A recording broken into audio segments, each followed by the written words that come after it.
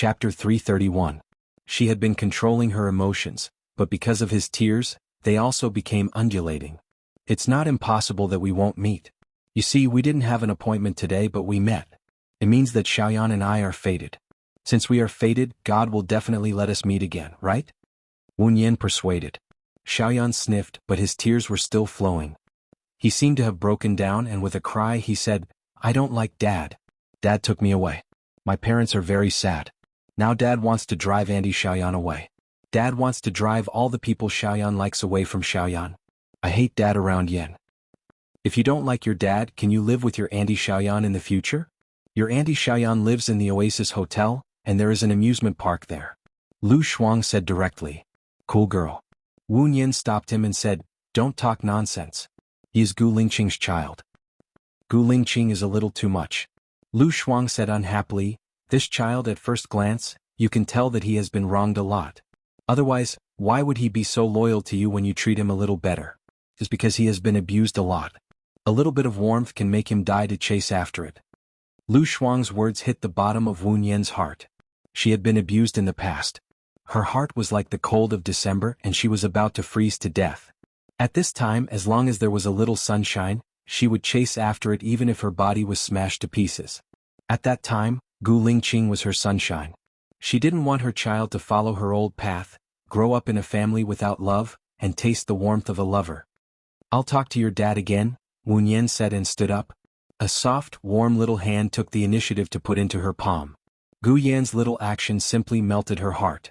She held Gu Yan's hand and walked back to the dining room. As soon as they got out of the elevator, Gu Lingqing found that Xiao Yan was missing. She was looking for him anxiously.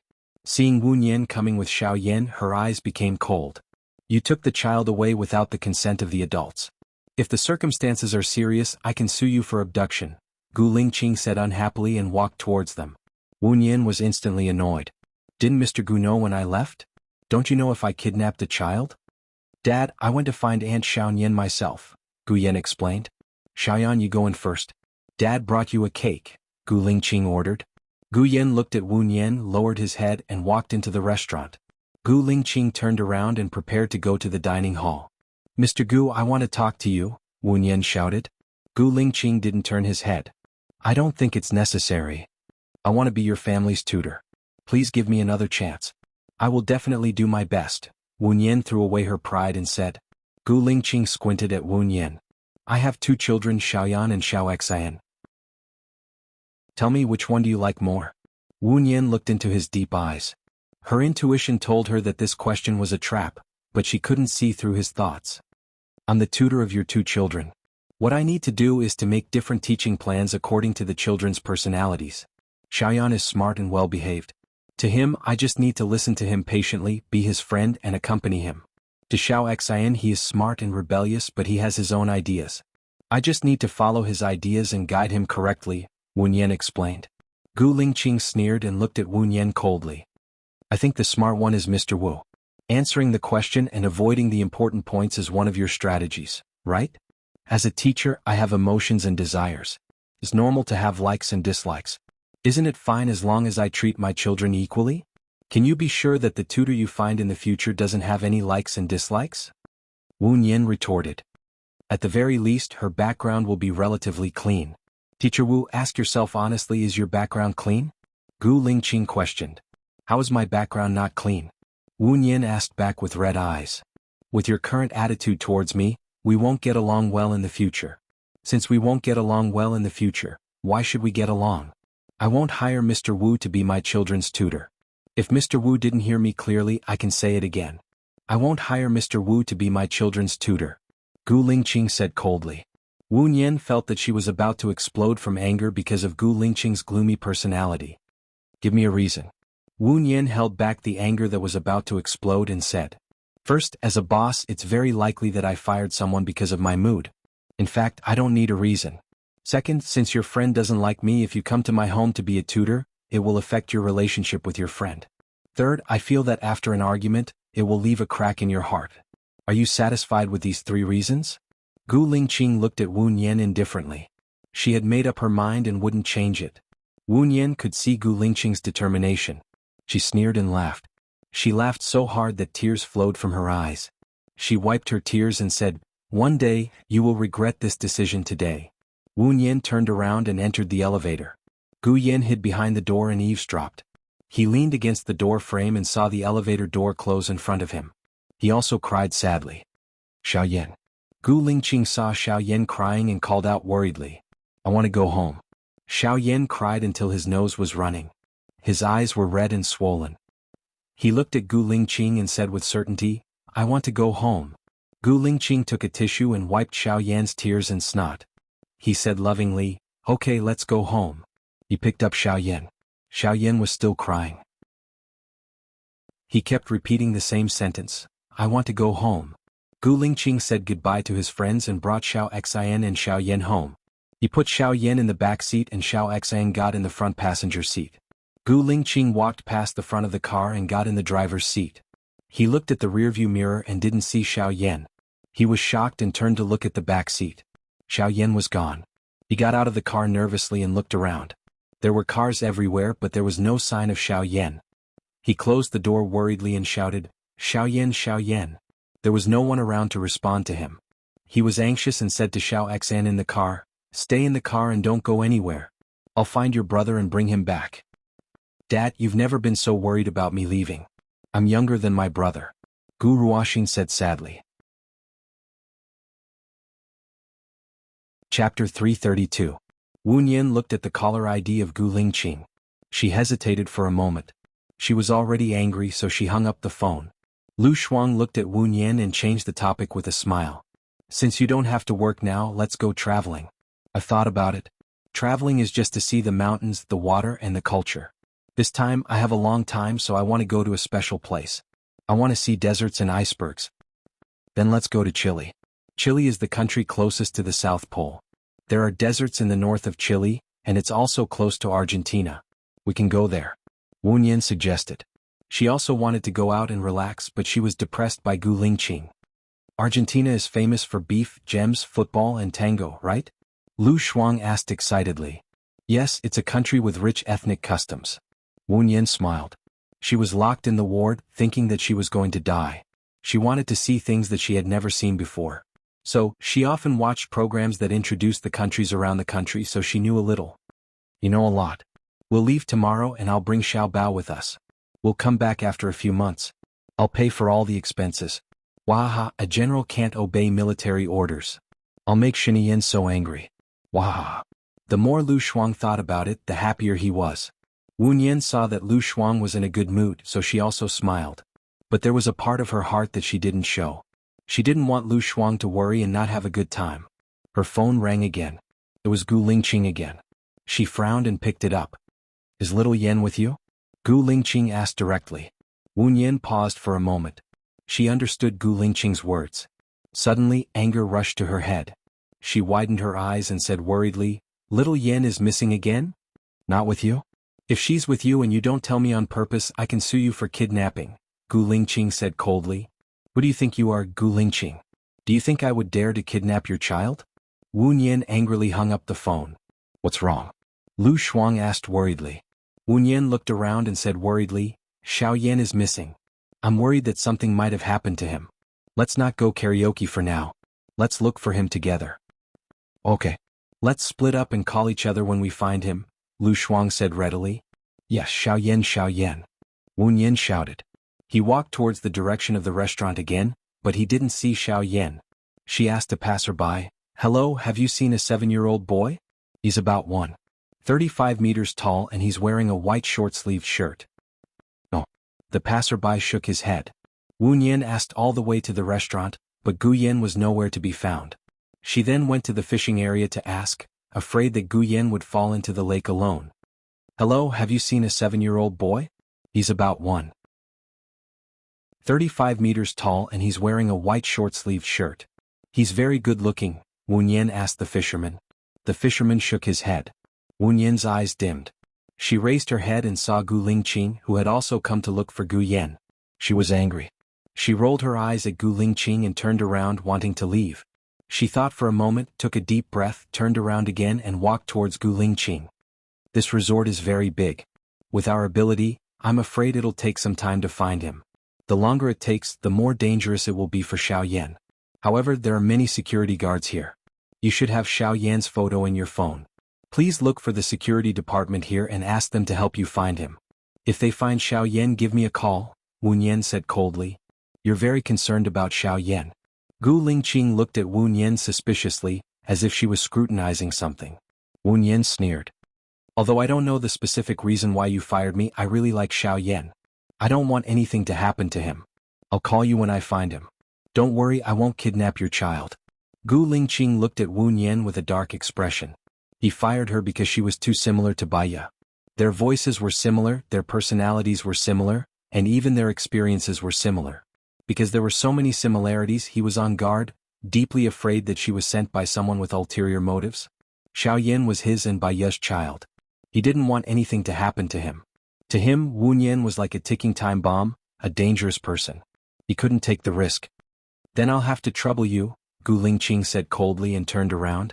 Wu Yan looked at his handsome and heartless back. She was filled with anger. She grabbed some mud on the ground and threw it at Gu Lingqing, hitting him on the shoulder. Gu Lingqing frowned and looked at her. His gaze was even harsher. Wu Yan patted the mud on her hands and raised her chin. Since you're no longer my boss, I don't have to put up with your bad temper. She turned around. She didn't want to be angry with Gu Lingqing. It was more important to find Xiao Yan first. Gu Lingqing patted the dust on his shoulder and frowned even more. Her personality was exactly the same as Baya's. Usually she looked weak and gentle, but when she was angry she was very tough, sharp, unyielding and merciless. Because they were so similar, it made him more resistant. But she was right. He should go to the security department. The more anxious he was, the more chaotic it would be. At least the surveillance was useful. An hour later, Wu Yan, who was looking for Xiao Yan, received a call from Gu Lingqing.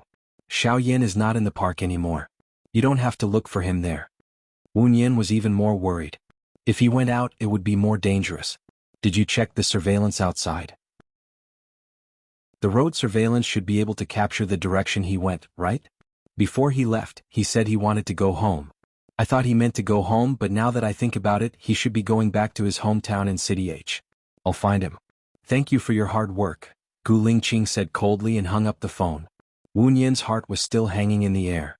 He called Lu Shuang. Shuang girl, stop looking. Little Yan isn't here. Let's meet at the main entrance. After a while, Lu Shuang ran over, panting. That kid is not here. Where did he go? Did you find it? Wu Yan looked at Lu Shuang with red eyes, shook his head and said sadly, Little Yan said he wanted to go home before he left. He said he wanted to go home to his hometown in H City. If Little Yan was happy with Gu Lingqing, he wouldn't want to go back to the ravine. He was with Gu Lingqing, no. Happy. When Wu Yan said this, the mist in his eyes deepened. Don't you know Gu Lingqing's character? He's quiet, cold and strict, and he's used to being high and mighty. No child would like him, Lu Shuang comforted her. Cool girl, I'm sorry. Before I find Little Yan, I'm not in the mood to travel. Wu Yan apologized. Chapter 333. Wu Yan really felt that Lu Shuang was a good person. Today she was supposed to accompany Lu Shuang to relax, but in the end, Lu Shuang had to help her find Gu Nianji. Lu Shuang didn't complain at all when she couldn't go on a trip. She was really lucky to have such a friend. Wu Yan hugged Lu Shuang and sobbed. Thank you, Lu Shuang. Lu Shuang smiled. There's nothing to thank me for. If something happened to me today, you would have done the same for me. Maybe you would have done it better than me. I'll go with you after we find Xiao Yan, Wu Yan promised. Come on, I know you well. Now that you know that Xiao Yan is unhappy, you can't go on a trip happily and do what you want to do. If you need help, come to me, Lu Shuang said. What about you? It's not easy for you to be free. Wu Yan was worried about Lu Shuang. I have Xiao Bao to keep me company. I won't feel lonely, Lu Shuang said. Wu Yan felt sorry and guilty for Lu Shuang. When we find Xiao Yan, I'll go with you. Lu Shuang nodded. We'll talk about it after we find him. She sent Wu Yan back. Wu Yan got out of the car and watched Lu Shuang leave. Then she turned around and went into the hotel lobby. Xiao Yan. I've been waiting for you for a long time. Gu Yan's voice was heard as he ran toward Wu Yan. When Wu Yan saw Gu Yan's tiny figure, her heart felt like it was being stabbed by something. It was sour and painful, but there was also an indescribable feeling of being touched. It was like a flood that came crashing down, causing her mind to go blank for a period of time. She squatted on the ground. Gu Yen threw himself into her arms and said happily, "Nian Nian, I found you." Wu Nian's eyes instantly turned red and hot liquid flowed out. He hugged Gu Yen tightly and said in a choked voice, "Why did you come to find me? How did you find me? How can you be so bold? What if you get taken away by the bad guys?" Gu Yen looked at Wu Nian happily. She wiped the tears on Wu Nian's face with her little hand and explained, "I heard from your big sister that you are staying at the Oasis Hotel, so I wrote it down. When my father wanted to take me away, I took the opportunity to get off the car. I knew that there were surveillance cameras in the parking lot, so I deliberately walked like a cat. I was lucky. Not long after, a man left and I quietly hid in his car. He went to Shuiyu International. I asked people along the way and found the Oasis Hotel. I didn't know which room you were staying in, so I could only wait in the lobby." Wu Nian's heart ached. She caressed Xiao Yan's pink little face and said, "You can't run away from home like this in the future. It's very dangerous. What if you are really caught by the bad guys?" Gu Yen pursed her lips and smiled. She said indifferently, "I was not raised by my father. I am fine in my adoptive parents' house. At most, I will be sold once. Who knows, my adoptive parents might even love me more." "Doesn't your father love you?" Wu Nian asked with red eyes. Gu Yen shook her head and said, "Xiao Xn is enough for my father. He never asks me for anything and I don't want to ask him for anything. If I want something, I will fight for it myself. I don't want to depend on him. That way, even if I am abandoned, I won't feel sad or tormented. I want to adapt to the environment. If I can't adapt, then I will change." Wu Nian thought of her past self and hugged Gu Yen tightly again. At that time, she didn't want to depend on anyone. She was strong and independent. She thought the same as Xiao Yan. Without dependence, even if she left, she wouldn't feel sad or tormented in the future. Xiao Yan was too much like her past self. Her heart ached for him. She felt guilty and blamed herself. She didn't want her own child to be so lonely, helpless and hopeless. "Xiao Yan's father loves you. You don't know how worried he was after you disappeared. He kept looking for you. If your father doesn't want you, why would he be so worried about you?" Wu Nian said. Gu Yen lowered her head and said softly, "Maybe he thinks that if something happens to me, he won't be able to answer to my mother." "Don't think that way. Do you know what your father said to me? He said don't let Xiao Yan be alone with Zhou Hailan. I can see that he cares about you, loves you and protects you." Gu Yen looked at Wu Nian and said, "Are you speaking up for my father? He fired you. He framed you, wronged you and fired you indiscriminately." Wu Nian smiled. This child was standing up for her. The world of adults is complicated. It's so complicated that sometimes adults don't understand it. However, children shouldn't be involved in the world of adults. If you want to be independent, I'll support you with both hands, but you must do it at the right age. You're still too young.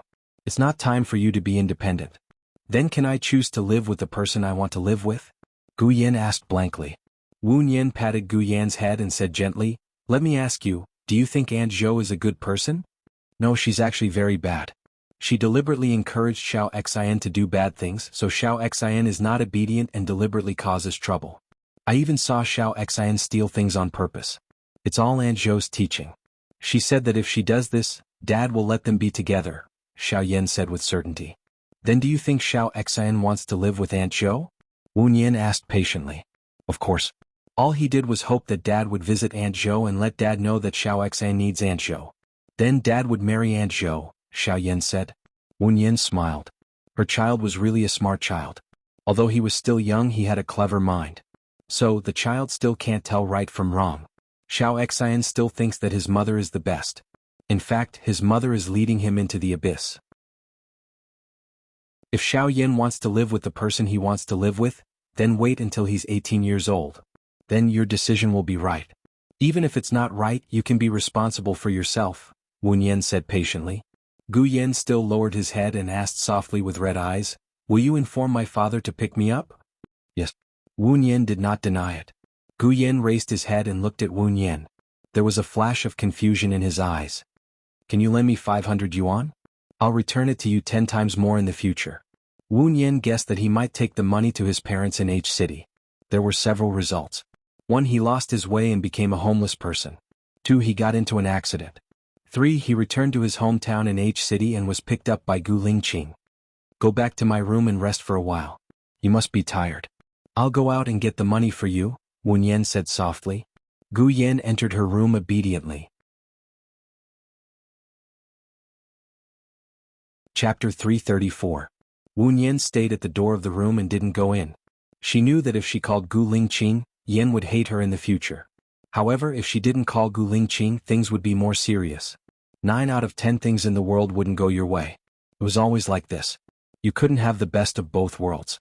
Gu Lingqing should be nearby. He would be here in 10 minutes. When he came out of the elevator, he was shrouded in murderous aura. His eyes were sharp and his face was livid. Wu Yan had a bad feeling. She went up and said, "Talk to Yan later." "It's my business whether I talk or not." "I'm afraid it has nothing to do with you," Gu Lingqing said coldly. His eyes were sharp, showing off his bad temper. "Yan doesn't want to stay by your side. If you hit him, he won't want to stay by your side," Wu Yan said. "If he doesn't want to stay by my side, who should he stay by? Yours? Who are you? Who are you?" Gu Lingqing said angrily. "I didn't say that he would stay by my side. If I really thought that, I wouldn't have called Mr. Gu to come here," Wu Yan explained. "If you don't think that, how would Yan know you are here? If you are too calculative, you will only hurt yourself and others," Gu Lingqing said with disdain. "I didn't tell Yan. He just heard the conversation between my friend and me." "Gu Lingqing, don't be like this. Yan is still young. He can't understand the painstaking efforts of adults. You will only make him sadder," Wu Yan said. "It's none of your business whether he's sad or not. Get out of the way," Gu Lingqing ordered. She didn't dare to let Gu Lingqing take Yan back now that Gu Lingqing was like this. She stood there and didn't move. Gu Yan heard the quarrel outside. He opened the door and saw Gu Lingqing. He was scared and quickly closed the door. Gu Lingqing jumped over, pushed the door open and glanced at Gu Yan sharply. His action of closing the door undoubtedly angered Gu Lingqing even more. In order to find Gu Yan, Gu Lingqing used all his connections and mobilized a large number of people. When Gu Yan saw him, he actually closed the door. Gu Lingqing was furious and kicked the door open. Frightened, Gu Yan hid behind the bed. Wu Yan rushed in. "Gu Lingqing, let's talk this out." Gu Lingqing glared at Gu Yan fiercely and said coldly, "I'm disciplining my son. I don't need unimportant people to make irresponsible remarks. Come here." Gu Yan shook his head in fear. His eyes were red like a pitiful rabbit. Wu Yan recalled Gu Yan's words, "I don't want to depend on him. That way, even if he abandons me, I won't feel sad or tormented. I want to adapt to the environment. If I can't adapt, then I'll change." Gu Yan was only 7 years old. He was still a child, but he said such strong words. It made her heart ache. Wu Yan rushed in front of Gu Yan and hugged him. "Gu Lingqing, can you give me 5 minutes? One of you, 2 of you. Do it. Zhou Hailan did it. You do it too." Gu Lingqing said sternly. He took out his belt and looked at Gu Yan. "Are you coming over or not?" "I don't want to go over. I want to go home. I miss my parents. I don't want to go over." Gu Yan cried sadly. "Go home." Gu Lingqing was so angry that he lost his mind. He hit Gu Yan with his belt. Wu Yan took it head on. His arm instantly turned red. Gu Lingqing did not calm down. He hit Gu Yan again and scolded, "I provide you with food, shelter, and education. Isn't this your home? All of you are willful, angry, and run away from home. All kinds of people can interfere with my life. I, Gu Lingqing, want to go home. I want you to go home. I want you to go home. I want you to go home. I want you to find your mother." Wu Yan hugged Gu Yan tightly, withstanding the blows one after another. His back had been beaten until it was lacerated. Fortunately, he hit her. Gu Yan was still a child. His skin was thin and tender. He could not take it. However, Gu Lingqing's last sentence had hurt Gu Yan, and it had also hurt her. He wanted Gu Yan to find his mother. Did he want to beat Gu Yan to death? If he had Baya in his heart, he would not have said that. He knew that Baya cared about this child very much. Tears flowed down uncontrollably. Gu Yan cried bitterly. He did not beg for mercy. Instead, he became more stubborn. "Just beat me to death. I want to find my mother. I don't want to stay by your side anymore. You, Xiao Xian, and Aunt Zhou can live happily together." Gu Lingqing threw the belt on the ground. He went over and pulled Wu Yan away. He grabbed Gu Yan's small shoulders and pulled him aside. "Do you still think you did nothing wrong? You left home for no reason. You know how worried I am. You're not worried about loving me. You're worried about beating me. I can't see your worry," Gu Yan said while crying. "If I don't beat you, will I remember? I can find you once or twice. What if something happens? What's the point of finding you?" Gu Lingqing said angrily. "So what if something happens? If something happens, I'll go and accompany my mother. She's lonely in heaven. Xiao Yan will go and accompany her, Gu Yan said fearlessly. Gu Lingqing clenched his teeth. His eyes were misty and his redness was getting deeper. He said seriously, "Who said your mother is in heaven? Your mother is not dead. I've been waiting for her to come back. If you leave and something happens, you won't be able to see your mother again." "You're lying," Gu Yan said, choking. "I didn't lie to you. Your mother is really alive." Gu Lingqing also choked. A tear flowed from his right eye. The tear carried too much pain, longing, and helplessness. "If my mother is still alive, why isn't she back yet?" Xiao Yan was confused. "I don't know either. But I believe that your mother will come back one day because there are people she loves and can't forget here. There are also her responsibilities and wishes," Gu Lingqing said with certainty. Xiao Yan lowered his head and cried. Wu Yan turned his face away and cried too. The bitterness in his heart was about to form a flood and drown her. "Let's go home with Dad," Gu Lingqing said with a hoarse voice. Gu Yan looked at Wu Yan. Wu Yan's shirt was torn by Gu Lingqing. There were still many bloodstains on it. "Dad, send Xiao Yan to the hospital first." "Xiao Yan is injured," Gu Yan said with concern. Wu Yan felt even more sad. Her tears were about to burst. Her child was truly an intelligent and kind-hearted person. At this time he still cared about others. Chapter 335. Gu Yan cried so loudly that he was very sad. Wu Yan smiled faintly. She knew that Gu Yan should have understood her hint. "I want to take you to the hospital," Gu Yan said stubbornly. Gu Lingqing saw the bloody marks on Wu Yan's back and arms. He did not control the strength of his hand in anger. He knew very well how hard he had hit her. If she had not blocked it, perhaps his belt would have hit Xiao Yan's body. Xiao Yan was so small that he could not bear it at all. "I'll take you to the hospital first," Gu Lingqing said in a low voice. Wu Yan wanted to refuse, but she saw Gu Yan looking at her worriedly. If she did not go to the hospital, Xiao Yan would not be at ease, so she nodded. The belt on her body became numb after being hit for a long time. At first she did not feel much pain. But after the numbness, that kind of pain, that kind of burning, the twitching. She did not sleep well last night. She was weak and fainted in the car. She vaguely heard Xiao Yan calling her Xiao Yan's name. She had a long dream. In the dream, she stood by the window with a big belly, listening to prenatal education music, stroking her belly and humming along. At the time, her relationship with Su Jiran was at an impasse. She felt lonely and helpless all the time. Her child was her pillar of support. She knew that the child would destroy her, and she also knew how difficult it was to raise the child. But she still wanted to give birth to the child without any hesitation. Unfortunately, her child was snatched away by someone else. She was very flustered. She even thought that if the child died, she would be too lonely. She wanted to die together with him. But what if the child did not die? Where was the child? She felt sad, desperate, and in pain. When she woke up crying, the pillow was more than half wet. "Xiao Yan, you are in pain, aren't you?" Gu Yan's voice was heard. Wu Yan came back to his senses and looked at Gu Yan, who was beside the bed. Tears were still hanging from the corners of his eyes. He smiled and asked softly, "Little Yan, why are you here? Dad and I sent you to the hospital, but you were unconscious. When the nurse applied medicine on your back was covered in injuries. It's all my fault. It's all my fault. It's all my fault. It's all my fault. It's all my fault." Gu Yan apologized. "I don't blame you. I took the initiative. I know you have your own thoughts. There are a lot of things that you can't control and grasp. Remember Auntie's words. You must grow up safely, okay?" Wu Yan asked. He didn't notice that his tears were still flowing. "You must be in a lot of pain. Let me blow it for you," Gu Yan said considerately.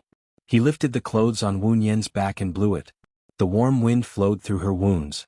Even if it couldn't alleviate the pain, it warmed her heart. "Little Yan, Auntie really doesn't hurt anymore. It really doesn't hurt. It's late now. You should go home and rest," Wu Yan said softly. "No, I told Dad that I will stay and take care of you tonight," Gu Yan said with certainty. "Oh, by the way," Wu Yan looked around and didn't see Gu Lingqing. He asked, "Where's your dad?" "Dad went to buy dinner. He will be back soon." Gu Yan had just finished speaking when Gu Lingqing appeared at the door with a plastic bag. He looked at Wu Yan with a strange expression. He put the plastic bag on the bedside table and said, "I'll call the nurse over. I'll pay for all the expenses. I'll also compensate you for the psychological damage." How much do you want? You didn't hit me. I was the one who wanted to be hit. It has nothing to do with Mr. Gu. As for the nurse, there's no need for that. You can call my friend to come. Bring little Yen home and let little Yen have a good rest, Wu Yen said coldly. I bought mullet soup, shredded carrots and tomato eggs. I won't bother you anymore, Gu Lingqing said in a professional manner and held Gu Yan's hand. Gu Yan hid his hand behind his back instinctively. I have to take care of Xiao Yan. Xiao Yan got hurt because of me. You know it's because of you. You shouldn't cause more trouble. Let's go. I'll bring you to see her tomorrow. It's fine if you don't want to come tomorrow, Gu Lingqing compromised. I want to come, Gu Yan said immediately. Then say goodbye to your auntie Xiao Yan, Gu Lingqing said in a deep voice. Gu Yan looked at Wu Yan and said reluctantly, if you want me to stay with you, I can talk to my father again. Wu Yan was touched by Gu Yan's warmth. He smiled and said, you should go back and have a good rest. Come and take care of me tomorrow. You need enough sleep to have a good rest. Only after you have a good rest will you have the energy to take care of me, understand? Got it, Gu Yan said obediently and walked to Gu Lingqing. Gu Lingqing held Gu Yan's hand. This time, Gu Yan didn't refuse. They walked out of the ward. Gu Yan said, Dad, don't be against Xiao Yan. I want to marry Xiao Yan in the future. She risked her life to protect me. When I grow up, she will definitely love me very much. She's 20 years older than you. You two are not suitable for each other. Gu Lingqing refused coldly. Gu Yan sneered and walked away with his head down. He said, don't worry. I'm just telling you. When I grow up, you can't stop me. Gu Lingqing didn't know what to say. Why did he feel that the well-behaved Gu Yan was even more rebellious than Gu Ruoxing? After Gu Lingqing and Gu Yan left, Wu Yan didn't call Lu Shuang to come. Lu Shuang had to take care of Xiao Bao at night. It was already hard enough. She couldn't bear to let Lu Shuang worry about her. It was just a superficial wound. She could endure it. She ate the food that Gu Lingqing brought. She brushed her teeth and washed her face. She didn't take a shower. She just cleaned her body. She felt dizzy and lay on the bed. After a while, she fainted again. When she woke up, it was already dawn. The sun was a little dazzling, so she closed her eyes again. You're so badly injured. Are you not going to tell me? Lu Shuang's voice rang out. Wu Yan looked at Lu Shuang in surprise. He opened his eyes wide and asked, why are you here? I called you in the morning. You were unconscious. The nurse answered the phone, so I came immediately. How did you get so badly injured? Lu Shuang asked in confusion. I fell. I'm fine. Wu Yan smiled. Lu Shuang pursed his lips and said unhappily, I just read the news today. A female university student committed suicide. She had good grades, was optimistic and helped others. She often had dinner with her friends. She got along well with others and had a happy family. No one knew why she committed suicide. Her mother cleaned up her room and saw her writing, I'm fine on a piece of paper. She turned the paper over and saw the word save on the back of the paper. Me. Wu Yan, are you really okay?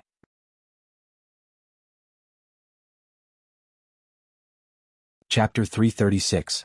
Wu Yan knew that Lu Shuang was worried about her. That was why he got angry and spoke harshly to her.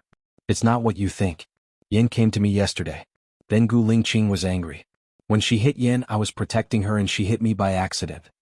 Wu Yan explained softly. You can be injured all over if you are not careful. Sister, you can't see your back and I can't either. You are lying. Lu Shuang was annoyed. Seeing that Lu Shuang was serious, Wu Yan sat up and held Lu Shuang's hand. Believe me, I am fine. Hurry up and look at yourself in the mirror. Your eyes are still red and swollen. You have had surgery on your eyes. You are hurting yourself by crying like this. Lu Shuang urged Wu Yan and helped her up. Wu Yan went to the washroom and looked at her red and swollen eyes. She had cried too much last night. No wonder Lu Shuang didn't believe that she was fine. Wu Yan sighed. She brushed her teeth, washed her face, combed her hair and came out. Lu Shuang waited outside and sighed. He couldn't bear to blame her anymore. What are you going to do next? Next, I don't want to think about anything else. I just want to accompany my good sister on a happy trip. Wu Yan said with a smile. When we come back from the trip, I will ask Shen Yan to tell her that you can teach in Yan's school. Lu Shuang continued Wu Yan's words. Wu Yan looked at Lu Shuang gratefully, but she also felt a little guilty. Thank you. Lu Shuang put his arm around Wu Yan's shoulder. You are welcome to trouble me. I will be angry if you don't trouble me. Don't be alone when you are sick. I only have you now and you only have me. Do you understand? Wu Yin nodded and said worriedly, do you want to reconcile with your parents? After all, it's not your fault. You were forced to do this. Don't. If they knew that Yin and I have this kind of relationship, they would probably die of anger. Besides, falling out with them is also to protect them, in case Yin does something to my parents. Sai, let's not talk about this anymore. I'll go buy breakfast for you. Lu Shuang walked towards the door. Wu Yin held Lu Shuang's arm and said, I should be able to leave the hospital now. Let's go together. All right. Wu Yin went out to find a doctor to write his discharge summary. She dialed Gu Lingqing's number. Hello, Mr. Gu, this is Wu Yin. What is it? Gu Lingqing asked coldly. Hearing his tone, her heart turned cold. She said in a low voice, I'm going through the discharge procedures now. You don't have to come over. I'm already at the door. Tell Xiaoyan. Gu Lingqing hung up the phone after he finished speaking. Wu Yin glanced at his phone. Gu Lingqing's bad temper was really stubborn. He was the one who was wrong. Fine, he was still acting all high and mighty. Wu Yin took a deep breath to regulate her emotions. Go back and drink more water. The wound has already scabbed. If it's itchy, try not to scratch it. I've prescribed some vitamins for you to relieve the itching symptoms. Also, don't drink alcohol and eat spicy food. If you have any symptoms of fever, see a doctor immediately, the doctor said. Okay. Thank you, doctor. Wu Yin took the discharge summary and went back to the ward. When she passed the elevator, she saw Gu Lingqing and Xiaoyan coming out. Xiaoyan. Gu Yin shouted happily and ran towards Wu Yin. Gu Lingqing frowned slightly. She pulled Gu Yin back and reminded, Auntie? The corners of Wu Yin's mouth curled up as he answered, Yes. Gu Lingqing was speechless. He looked at Wu Yin. Wu Yin's eyelids drooped as he looked at him lazily with a hint of provocation. Gu Lingqing was displeased. Don't you have something to tell Xiaoyan? Wu Yin's eyes dimmed. No matter how he provoked her, she would not be able to defeat him. So what if she had vented her anger? She still had to face the predicament. She squatted down in front of Gu Yin and said gently, Xiaoyan, I'm fine now. I'll be discharged soon. Don't worry about me. You'll be starting school tomorrow. Study hard and improve every day. Xiaoyan looked at Gu Lingqing and asked pitifully, Are you really not going to hire Xiaoyan? She's not suitable. Dad will find you a better one, Gu Lingqing said coldly and resolutely. Wu Yin stood up expressionlessly. Ha! Lu Shuang sneered. I was wondering why he wasn't back yet. Turns out he met a beast. Gu Lingqing glanced at Lu Shuang sharply. Then you should have asked your friend to stay away from me. What I regret the most is that I didn't ask Bai Ye to stay away from you. If it wasn't for you, she might not have died, Lu Shuang said angrily. She's dead in your hearts but not in mine, Gu Lingqing said coldly. You'll regret what you did today one day, Lu Shuang said meaningfully. Really? Gu Lingqing asked and held Gu Yan's hand. Xiaoyan, we should go. Gu Yin looked at Wu Yin. Wu Yin looked at him with a gentle smile. Gu Yin lowered his head and followed Gu Lingqing into the elevator. He turned around and looked at Wu Yin again. Wu Yin was still looking at him with a smile. She waited for the elevator door to close in front of her. If Gu Lingqing knows that you're, Lu Shuang? Wu Yin interrupted. Lu Shuang looked at her and reminded, Don't have such thoughts. Promise me he will never know. Even if he knows, you won't tell him. Lu Shuang sighed. Let's go. We'll have breakfast first and then send you back to the hotel. I'll go back and make some arrangements. We'll leave for Chile tomorrow. The hotel should have a buffet breakfast at this time. Let's eat in the hotel. Lu Shuang sent Wu Yin to the hotel. When they passed the lobby, the receptionist stopped Wu Yin. Miss Wu, you paid for your room on Saturday. Are you still going to check in today? Didn't I use my credit card? Can't I just stay for a few days and pay the bill for a few days? Wu Yin was puzzled. No, a man paid the bill for you until Saturday, the receptionist explained. Wu Yin understood. She and Gu Lingqing had agreed to go to work on Sunday. Gu Lingqing paid for her on Saturday. He was probably investigating her spending power. Got it? I'll stay for one more night. I'll check out tomorrow, Wu Yin said in a low voice. A man paid for you? Who is he? Lu Shuang asked nosily. Wu Yin glanced at Lu Shuang. Gu Lingqing. Then I don't look forward to it at all. Lu Shuang sighed again. They walked to the elevator. Ding. The elevator rang. Su Jiran came out of the elevator with a beautiful woman in his arms. Chapter 337. Aren't you shocked? Her voice is exactly the same as Bai Ya's, Lu Shuang said with a smile and looked at Su Jiran meaningfully. Su Jiran looked at Lu Shuang and a lot of information flashed through his mind. Was it Shiniyin who took Bai Ya away? After Bai Ya disappeared, one of my researchers also disappeared. If Bai Ya has been taking the medicine, it's possible for her to survive. You have a rich imagination. Don't try to do anything to my friend, Lu Shuang warned and pulled Wu Nian into the elevator. Su Jiran's chest was moving up and down violently. He looked at Wu Nian's expressionless face. Shock, and in the shock there was also joy in his subconscious. Wu Nian raised his eyes and looked at Su Jiran. His calm eyes were calm. The elevator door closed. Su Jiran's ability is higher than Gu Lingqing's. I was scared to death just now. Touch it, my palms are sweaty, Lu Shuang said with lingering fear. It's useless to be afraid. The calmer you are, the less suspicious he will be. Besides, my bone marrow has been changed. As long as we don't admit it, he will never be able to prove that I am Bai Ya, Wu Nian said rationally. Stay away from him. In my opinion, Su Jiran is scarier than Gu Lingqing. Gu Lingqing would rather hurt himself than Bai Ya, but Su Jiran would rather hurt Bai Ya than let someone take her away. Besides, you have disappeared for 2 years. Gu Lingqing is still alone, and the women around Su Jiran change every day. No, Gu Lingqing is not alone. He has 2 sons. One of them is not yours. It belongs to Zhou Hailan and he is no longer your lover. Shuang complained. His and Zhou Hailan's child didn't go through that kind of method. The child directly adopted his DNA. You can't blame him, Wu Nian explained. Look, you're still speaking up for Gu Lingqing. Weren't you quite fierce to him in the hospital just now? Lu Shuang scolded. That's a different matter. What I said is the truth. Alright, let's not talk about this anymore. Let's have breakfast first. Wu Nian changed the topic and looked at the red numbers above the elevator. You can check out after breakfast. Stay at my place today so that Su Jiran won't bother you at night, Lu Shuang suggested. Wu Nian nodded. After breakfast, he returned to his room, packed his luggage and went to the front desk to check out. She went to Lu Shuang's place. Lu Shuang lived in a villa on the hillside.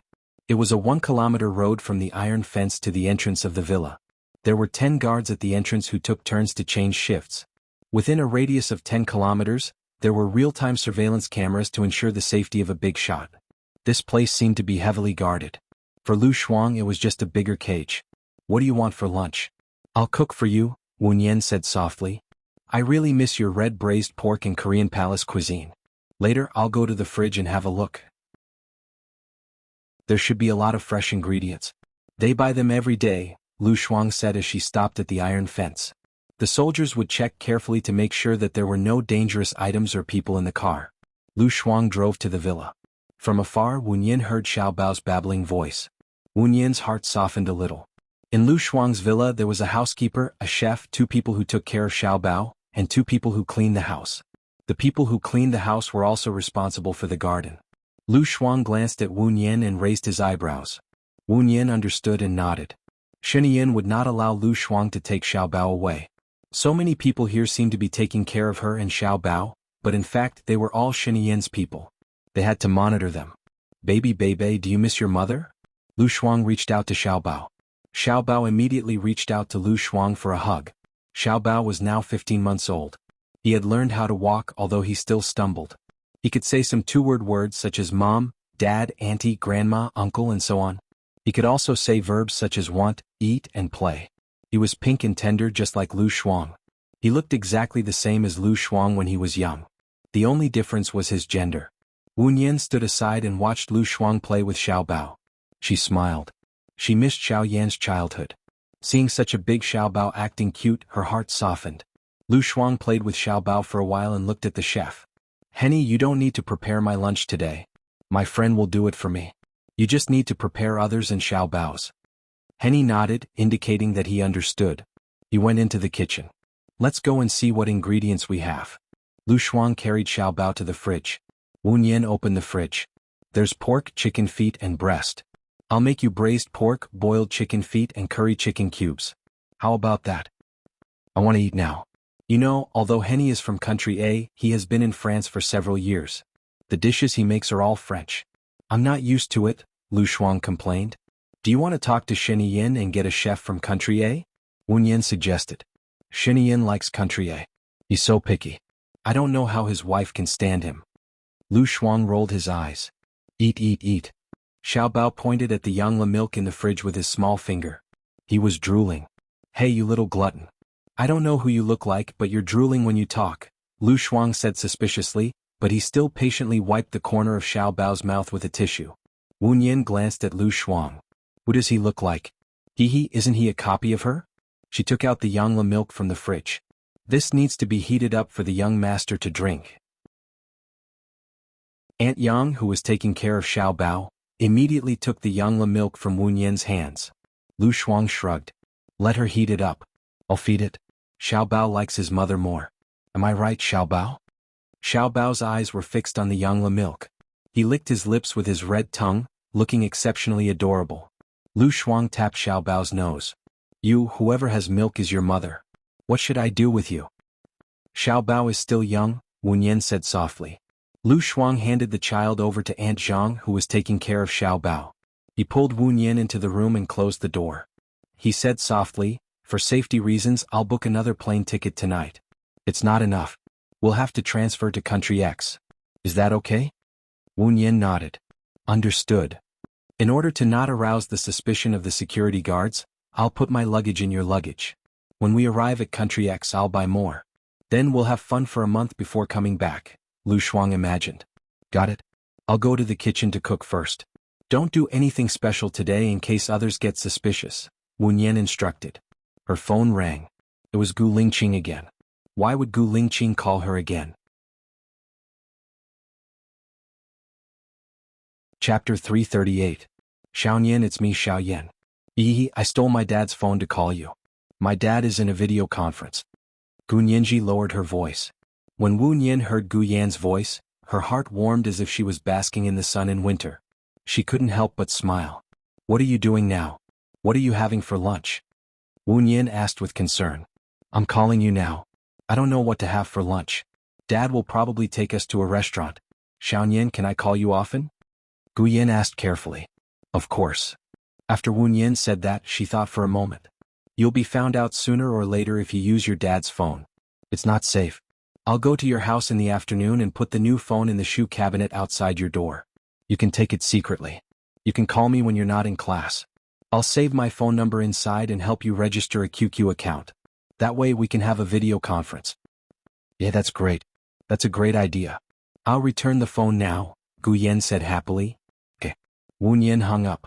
Lu Shuang had been sizing up Wu Nian. He raised his eyebrows. That kid called you? Yeah. I didn't expect it either. Wu Nian's eyes were smiling. I'm going out this afternoon. Lend me your car.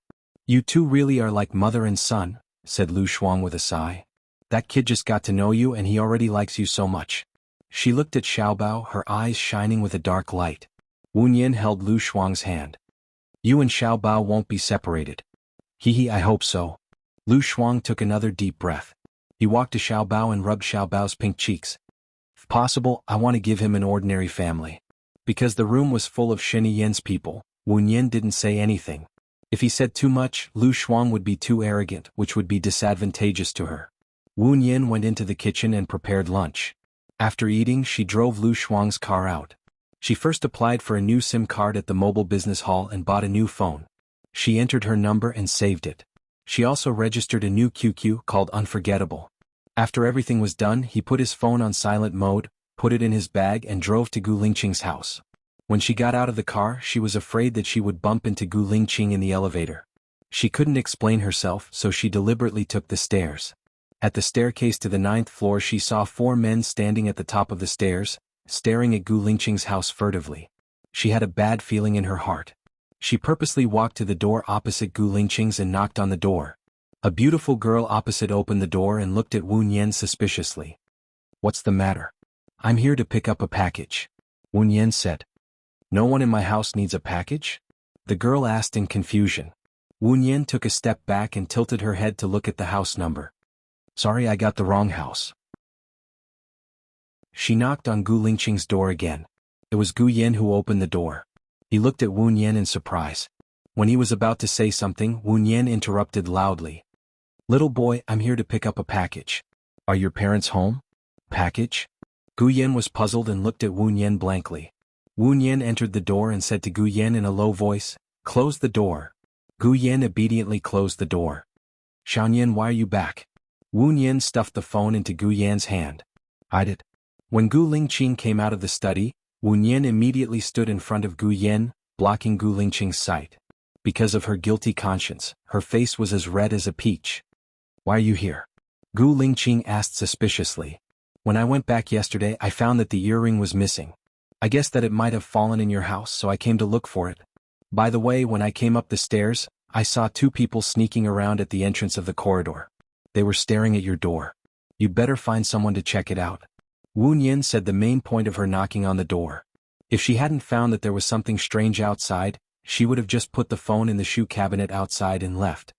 "You climbed the stairs to the 9th floor?" Gu Lingqing squinted his eyes and examined her. Wu Nian saw that he didn't trust her and was a little annoyed. She really didn't know what was good for her. "I usually climb the stairs to lose weight. Now that your house is being monitored, this is the main point. It's up to you whether you want to investigate or not.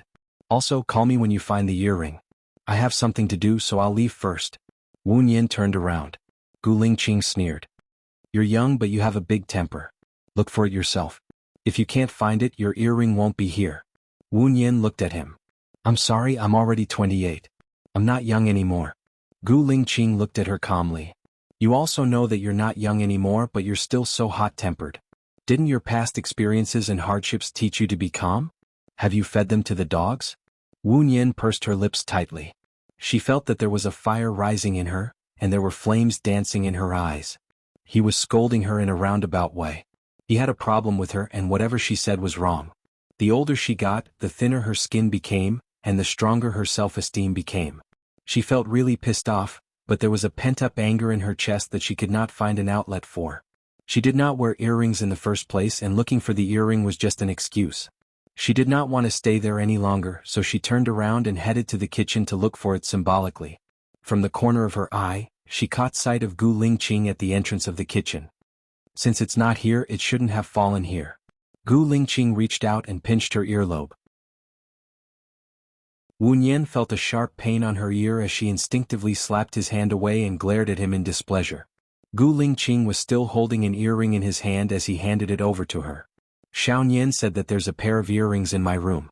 The kids must have seen it and taken it to play with." Wu Nian scoffed out.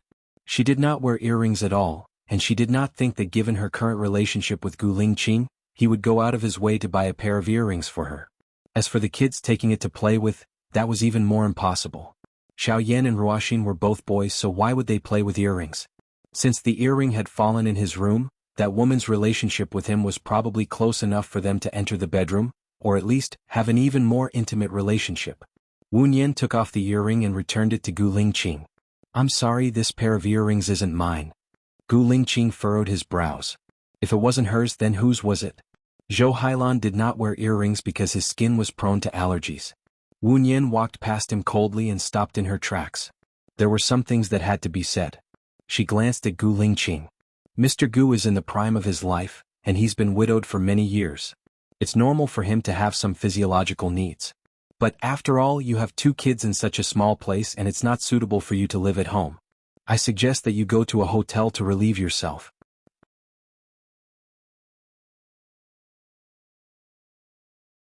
Chapter 339. What does it have to do with you? What does it have to do with you? Along the way, Wu Nian kept thinking about this sentence. She felt sour, angry, and speechless. She felt like she was being pressed by a mountain, and her whole body was trembling. Yes, what does it have to do with me? Even if she was Bai Ye, she and Gu Lingqing were divorced. It had nothing to do with her what kind of woman Gu Lingqing was looking for. Moreover, she was Wu Nian now. Yet she still felt sad. Her eyes were stinging and she wanted to cry. It was so hard to suppress it. She parked the car by the side and leaned on the steering wheel to ease her agitated mood. Knock, knock, knock. There was a knock on the window. Wu Nian looked up and saw it was the traffic police. She opened the window. The traffic police saw that she didn't look well. "Are you okay? Did you drink and drive? You can't park here." "I didn't drink and drive. I just felt a little uncomfortable just now. I feel much better now. I'll drive away right away," Wu Nian said softly. The traffic police saw that her attitude was good, so they let her go. When Wu Nian returned to Lu Shuang's place, It was already 17 o'clock in the afternoon. Why did you take so long to send me a phone? I was going to call the police if you didn't come back, Lu Shuang said worriedly. There was a small accident and I was delayed. I'm sorry, Wu Nian said worriedly. You will move out tomorrow. Don't you want to stay a few more nights? Xiao Bao and I will miss you very much, Lu Shuang said deliberately in front of the housekeeper and the housekeeper. Wu Nian smiled. She immediately understood Lu Shuang's purpose. I've troubled you enough today. By the way, let's take Xiao Bao to the amusement park tomorrow. I know a pretty good amusement park with good hygiene and environment. Wu Nian cooperated and said, That's right. Okay. Lu Shuang held Xiao Bao's soft hand and teased Xiao Bao. Xiao Bao must be bored at home. Tomorrow Andy will take us out to play. Madam, it's too hot outside. Young master needs to take an afternoon nap. It's not appropriate for him to go out and play, Aunt Zhang advised. Lu Shuang looked at Wu Nian. Is the playground you mentioned indoor or outdoor? I won't go to the outdoor one. It's too hot. Xiao Bao is still Xiao Bao's baby. It's outdoors. It's not far from the hotel I'm staying at tomorrow. We can rest in my hotel after dinner, suggested Wu Nian. The food outside is not clean. Young master is not at the age where he can eat whatever he wants, Aunt Zhang objected again. Then just prepare more milk powder, rice paste and baby's happy meal. Anyway, little Bao only eats these things at home. Lu Shuang's face turned sullen. Young master is still young. No matter how fun the playground is, it's not suitable for him. Lu Shuang was annoyed. Are you done yet? As Xiao Bao's mother, I want to take Xiao Bao out to play. It's not up to you, the nanny, to say anything. I'll take responsibility if anything happens. You're not the one who says you'll take responsibility. Sir has instructed that you can go out for a day or two, but Xiao Bao is not allowed to go out casually, Aunt Zhang said with her head lowered. Lu Shuang understood. She picked up her phone and called Shiniyin. Shiniyin hung up and didn't pick up. Lu Shuang called again. She didn't care if Shiniyin had something important to do or if she hated her. She couldn't wait for Shiniyin to hate her and ask her to get lost. She called Shiniyin continuously. On the fourth call, Shiniyin answered. What's wrong, baby? I'm at the reception now. It sounded like Shiniyin was in a good mood. She didn't lose her temper. Lu Shuang shuddered. Who's your baby? Don't be so disgusting. Shiniyin chuckled and asked knowingly, Who made you angry? Lu Shuang took a deep breath and tried to calm herself down. I'm going to take Xiao Bao and Wu Nian to the playground tomorrow. When I come back at night, let me and Xiao Bao out. Okay. Take Aunt Zhang and Aunt Yang with you. They'll help you take care of Xiao Bao. You'll have time to chat with your best friend, Shiniyin said straightforwardly. Lu Shuang pursed her lips tightly. She didn't want Aunt Zhang and Aunt Yang to go with her. They were there to keep an eye on her. She wanted to go abroad with Wu Nian for a month. But if she said directly that she didn't want to take them with her, Shiniyin would definitely be suspicious. Why don't you say anything? Are you not satisfied with my arrangement? Don't tell me you have other plans? When she said the last sentence, Shiniyin's tone became cold. Lu Shuang felt his blood run cold. Shiniyin had been a bad girl since she was a child. She didn't have any accidents when she grew up. Since you've arranged it like this, even if I don't like it, can you change it according to my preferences? Lu Shuang asked. No. Shiniyin refused directly. But you can ask me for a gift. I'll give it to you when I return home. Will you give me any gift I want? Lu Shuang asked again. Of course not. In fact, you can only take whatever gift I give you. Shiniyin's mood brightened. Lu Shuang also laughed. His laughter was cold, with a bit of mockery and perfunctory tone. She directly hung up the phone. Oh, I don't care what you give me. Wu Nian looked at Lu Shuang worriedly. You didn't agree? He agreed. Let Aunt Zhang and Aunt Yang go with us. Lu Shuang helplessly held Wu Nian's hand and ordered Henny, send dinner to my room. Yes. She took Wu Nian to the room, locked the door and complained, Shiniyin is a fascist. He deliberately asked Aunt Zhang and Aunt Yang to spy on us. What a jerk. Tomorrow you take Xiao Bao to the toilet and then leave through the elevator. Wait for me at the airport. I wonder why you haven't come back yet. It's better to do it half an hour before boarding the plane. That way it'll be easier for you to run away. Wu Nian suggested. That's the only way. What about the luggage?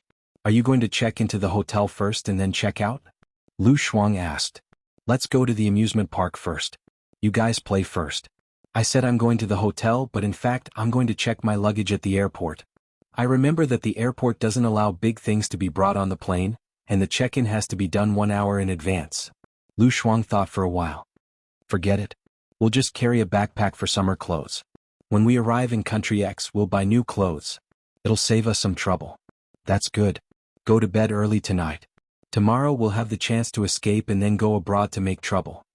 Wu Nian lay on Lu Shuang's bed. Go abroad to make trouble. I like this sentence. Lu Shuang also lay next to Wu Nian with a smile and turned on the TV. The news was on.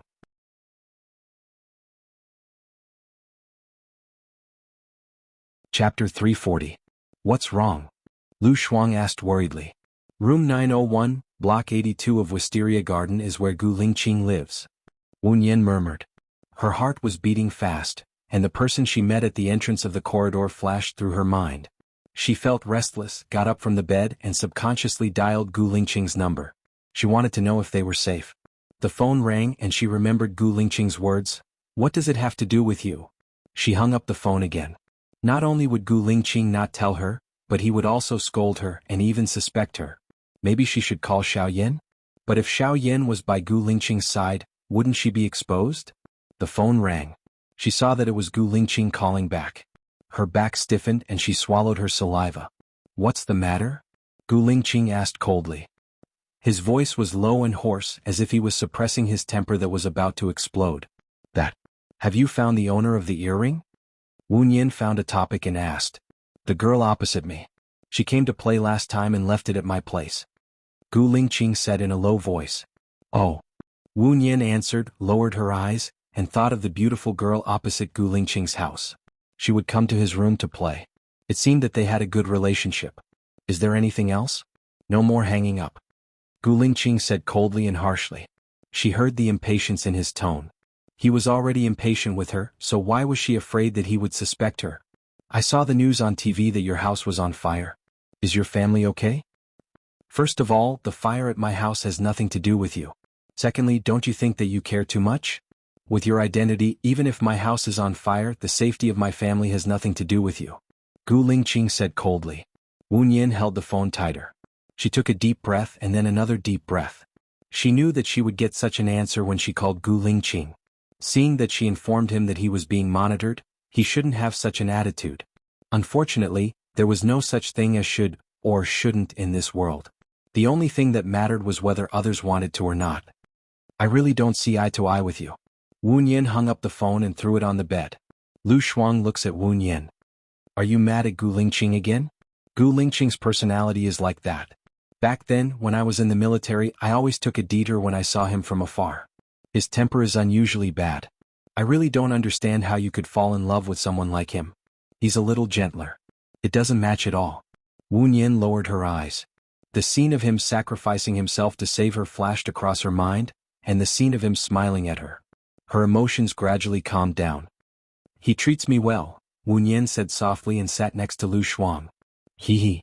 Lu Shuang denied it with a smile. He placed his hand on Wu Nian's shoulder and said bluntly, that's because the Su Jiran you met was worse. So, as long as there's a man who's slightly better than Su Jiran, you'll feel good.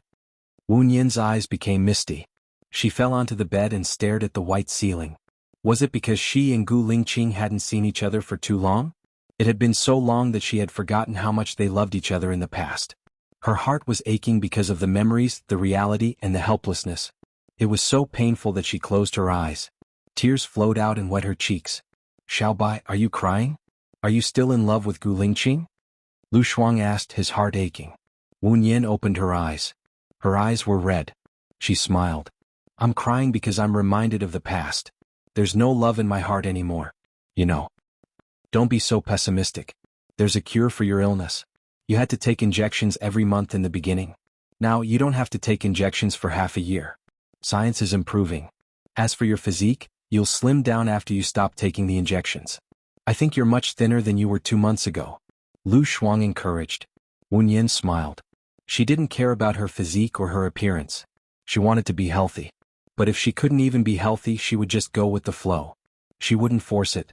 After experiencing life and death a few times, she might have seen through it. Her phone rang.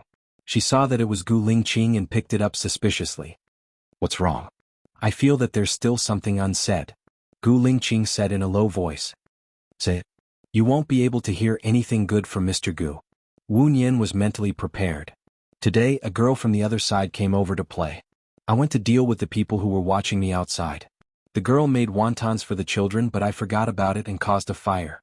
Fortunately, it's not serious. Thank you for telling me that there's someone watching me. But this matter ends here. In the future, there's no need to contact me again. Gu Lingqing said coldly. Got it. Wu Nian hung up the phone in front of him and pulled Gu Lingqing's number into the blacklist. Lu Shuang looked at Wu Nian. Are you sure you won't contact him again? I came back to take care of Xiao Yan. Not seeing Gu Lingqing might be a good thing, Wu Nian said calmly.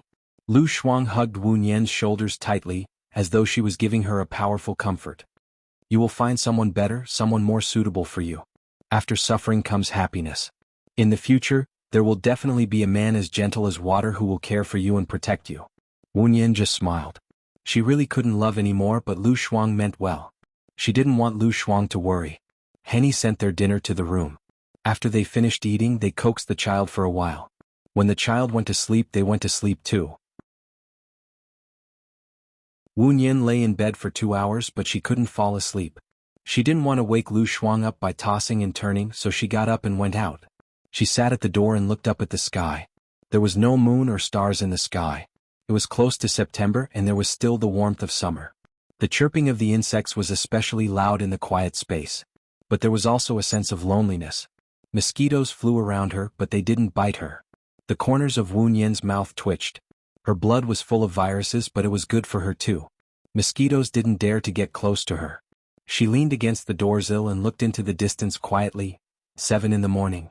Gu Lingqing received the video taken by an Ing. She saw Wu Nian sitting quietly at the door. Most of the time she was in a daze. Occasionally she would smile as if she was thinking of something happy. But sometimes she would cry as if she was thinking of something sad. Gu Lingqing's gaze was deep.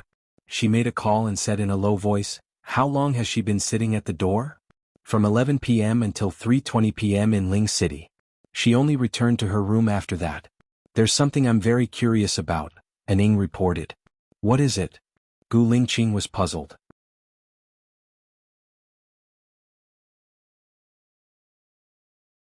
Chapter 341. Apart from that, is there anything special? Did she ever see any special people or do any special things? Gu Lingqing asked. He didn't think that there was anything special about not being bitten by mosquitoes. Because he had 2 children, he would stick mosquito repellent on them when he brought them out. It was quite effective. Not yet. Do you need us to follow them? And Ying's men asked. Gu Lingqing was silent for 3 seconds. He looked at Xiao Yan, who was brushing his teeth, and said in a deep voice, Not for now. Thank you. There was a knock on the door. Gu Lingqing opened the door. Song Shiu stood at the door and smiled lovingly. Is Xiao Yan awake? Gu Lingqing nodded. He's brushing his teeth now. Xiao Xian must be awake already. They have class at 8:30 and the teacher wants them to be there before 8:20. Leave the children to me. Don't worry. You should have come to me earlier. Nannies are not as considerate as family, Song Shiu said. I'm busy these days. I have to go abroad to deal with some things. When I'm back, I'll find someone to take care of them and then move out. Thank you for taking care of them these days, Gu Lingqing said indifferently. Why are you moving out? Don't you trust me to take care of them? Song Shiu was unhappy. Baiyu will come back one day. I think the children will move out one day too. You'll be even more reluctant then, Gu Lingqing said straightforwardly. Song Shiu tightened his grip. Lingqing, be realistic. Baiyu won't come back. A sharp light flashed in Gu Lingqing's eyes. He said with determination, certainty, she will come back. Song Shiu sighed. Gu Lingqing had been drinking and smoking so much that his stomach was bleeding. She didn't want to agitate him anymore. She said nothing and turned to leave. Wu Nian slept until 8 o'clock. She opened her eyes and saw Lu Shuang looking at her. You're awake, Lu Shuang greeted. What time is the flight? Wu Nian asked and sat up. 11:10 in the morning. I've booked first-class seats for you and me. And the disposable dental tools are already in the washroom, Lu Shuang said with a smile. Give me 5 minutes. Wu Nian went to the bathroom, brushed his teeth, washed his face, put on some honey lotion and tied his hair into a ponytail. Lu Shuang crossed his arms and leaned against the door frame. He looked at Wu Nian and said enviously, You're really a natural beauty. You don't even need to put on makeup and you're already stunning. Are you talking about my body shape? Wu Nian walked out of the bathroom. No, don't belittle yourself. You have a small face.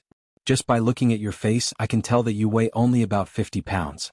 Lu Shuang held Wu Nian's hand. According to your description, isn't my body proportions uncoordinated? Lu Shuang slapped his own mouth and apologized. I didn't mean that. I just think you're pretty. I wasn't born with it, Wu Nian said lightly. Lu Shuang looked at Wu Nian and said, You used to be pretty too. Let's go, my dear Shuang. We don't have much time to waste. Wu Nian ended the topic. They went straight to the amusement park. It took 1.5 hours to get to the amusement park from Lu Shuang's place. Lu Shuang glanced at the time in the car. He frowned and looked at Wu Nian. Wu Nian nodded slightly. Xiaonian, which floor is the amusement park on? I'll take my son to the washroom first, Lu Shuang said. The 5th floor, the furthest side.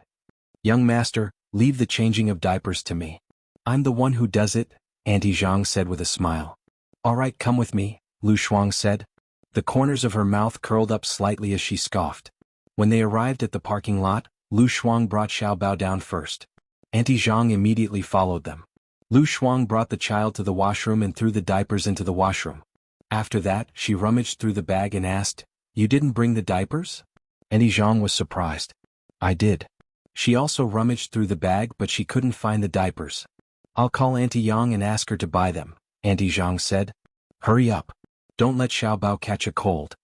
Lu Shuang carried Xiaobao. Auntie Zhang called Auntie Yang but she couldn't get through. She called 3 times but still couldn't get through. Did you get through? Lu Shuang urged impatiently. Maybe they're still in the parking lot. There's no signal, Auntie Zhang explained. It's been 10 minutes. How could they not be out of the parking lot? Hurry up and buy the diapers. There's a supermarket on the 1st floor, Lu Shuang ordered. Auntie Zhang glanced at Xiaobao and said worriedly, Why don't we go together? It'll be faster if we buy the diapers. Xiaobao is so shameless. There's no washroom on the 1st floor. There's only one on the 2nd floor. You know Xiaobao's identity. Hurry up and go. I should ask Xinian to fire you, Lu Shuang said angrily on purpose. All right, madam, wait for me here, Auntie Zhang said and went out quickly. Lu Shuang stretched her neck and saw Auntie Zhang go down to the 1st floor. She smiled slyly. She went down the stairs of the emergency passage and rushed to the road. She called a taxi and called Wu Nian. Then she hung up and said to the driver, Please go to the east gate. I need to pick up my friend. The taxi drove to the east gate and Wu Nian came out. Lu Shuang waved his hand. Wu Nian got in the car immediately.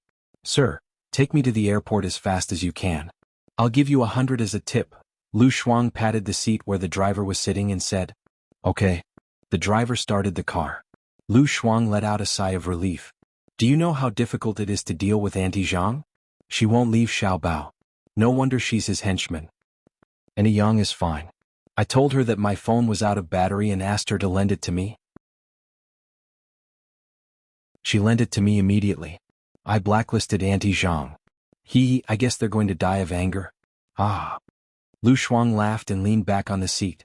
Wu Nian took out a diaper from his bag and handed it to Lu Shuang. Hurry up and use it on Xiaobao. Otherwise you'll be in deep sorrow soon. Oh.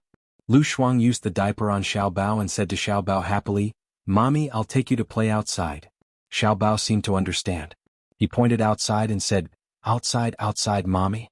Mommy, outside play. Lu Shuang smiled and tickled Xiaobao. Xiaobao also giggled. They got on the plane at the last 10 minutes. Lu Shuang leaned back on the first-class seat comfortably. A tall man walked into the first-class cabin. He was wearing a black suit and a blue spiral tie. He had a well-defined face and brown hair. His blue eyes were like amber, pure and attractive. Xiaonian, that man over there is so handsome. He's a foreigner. Can you guess which country he's from?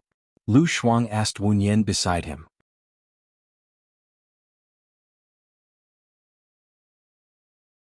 Chapter 342. Xinian looked at her coldly. Lu Shuang didn't know what to say. She was afraid that the air would suddenly become so quiet that it made her hair stand on end.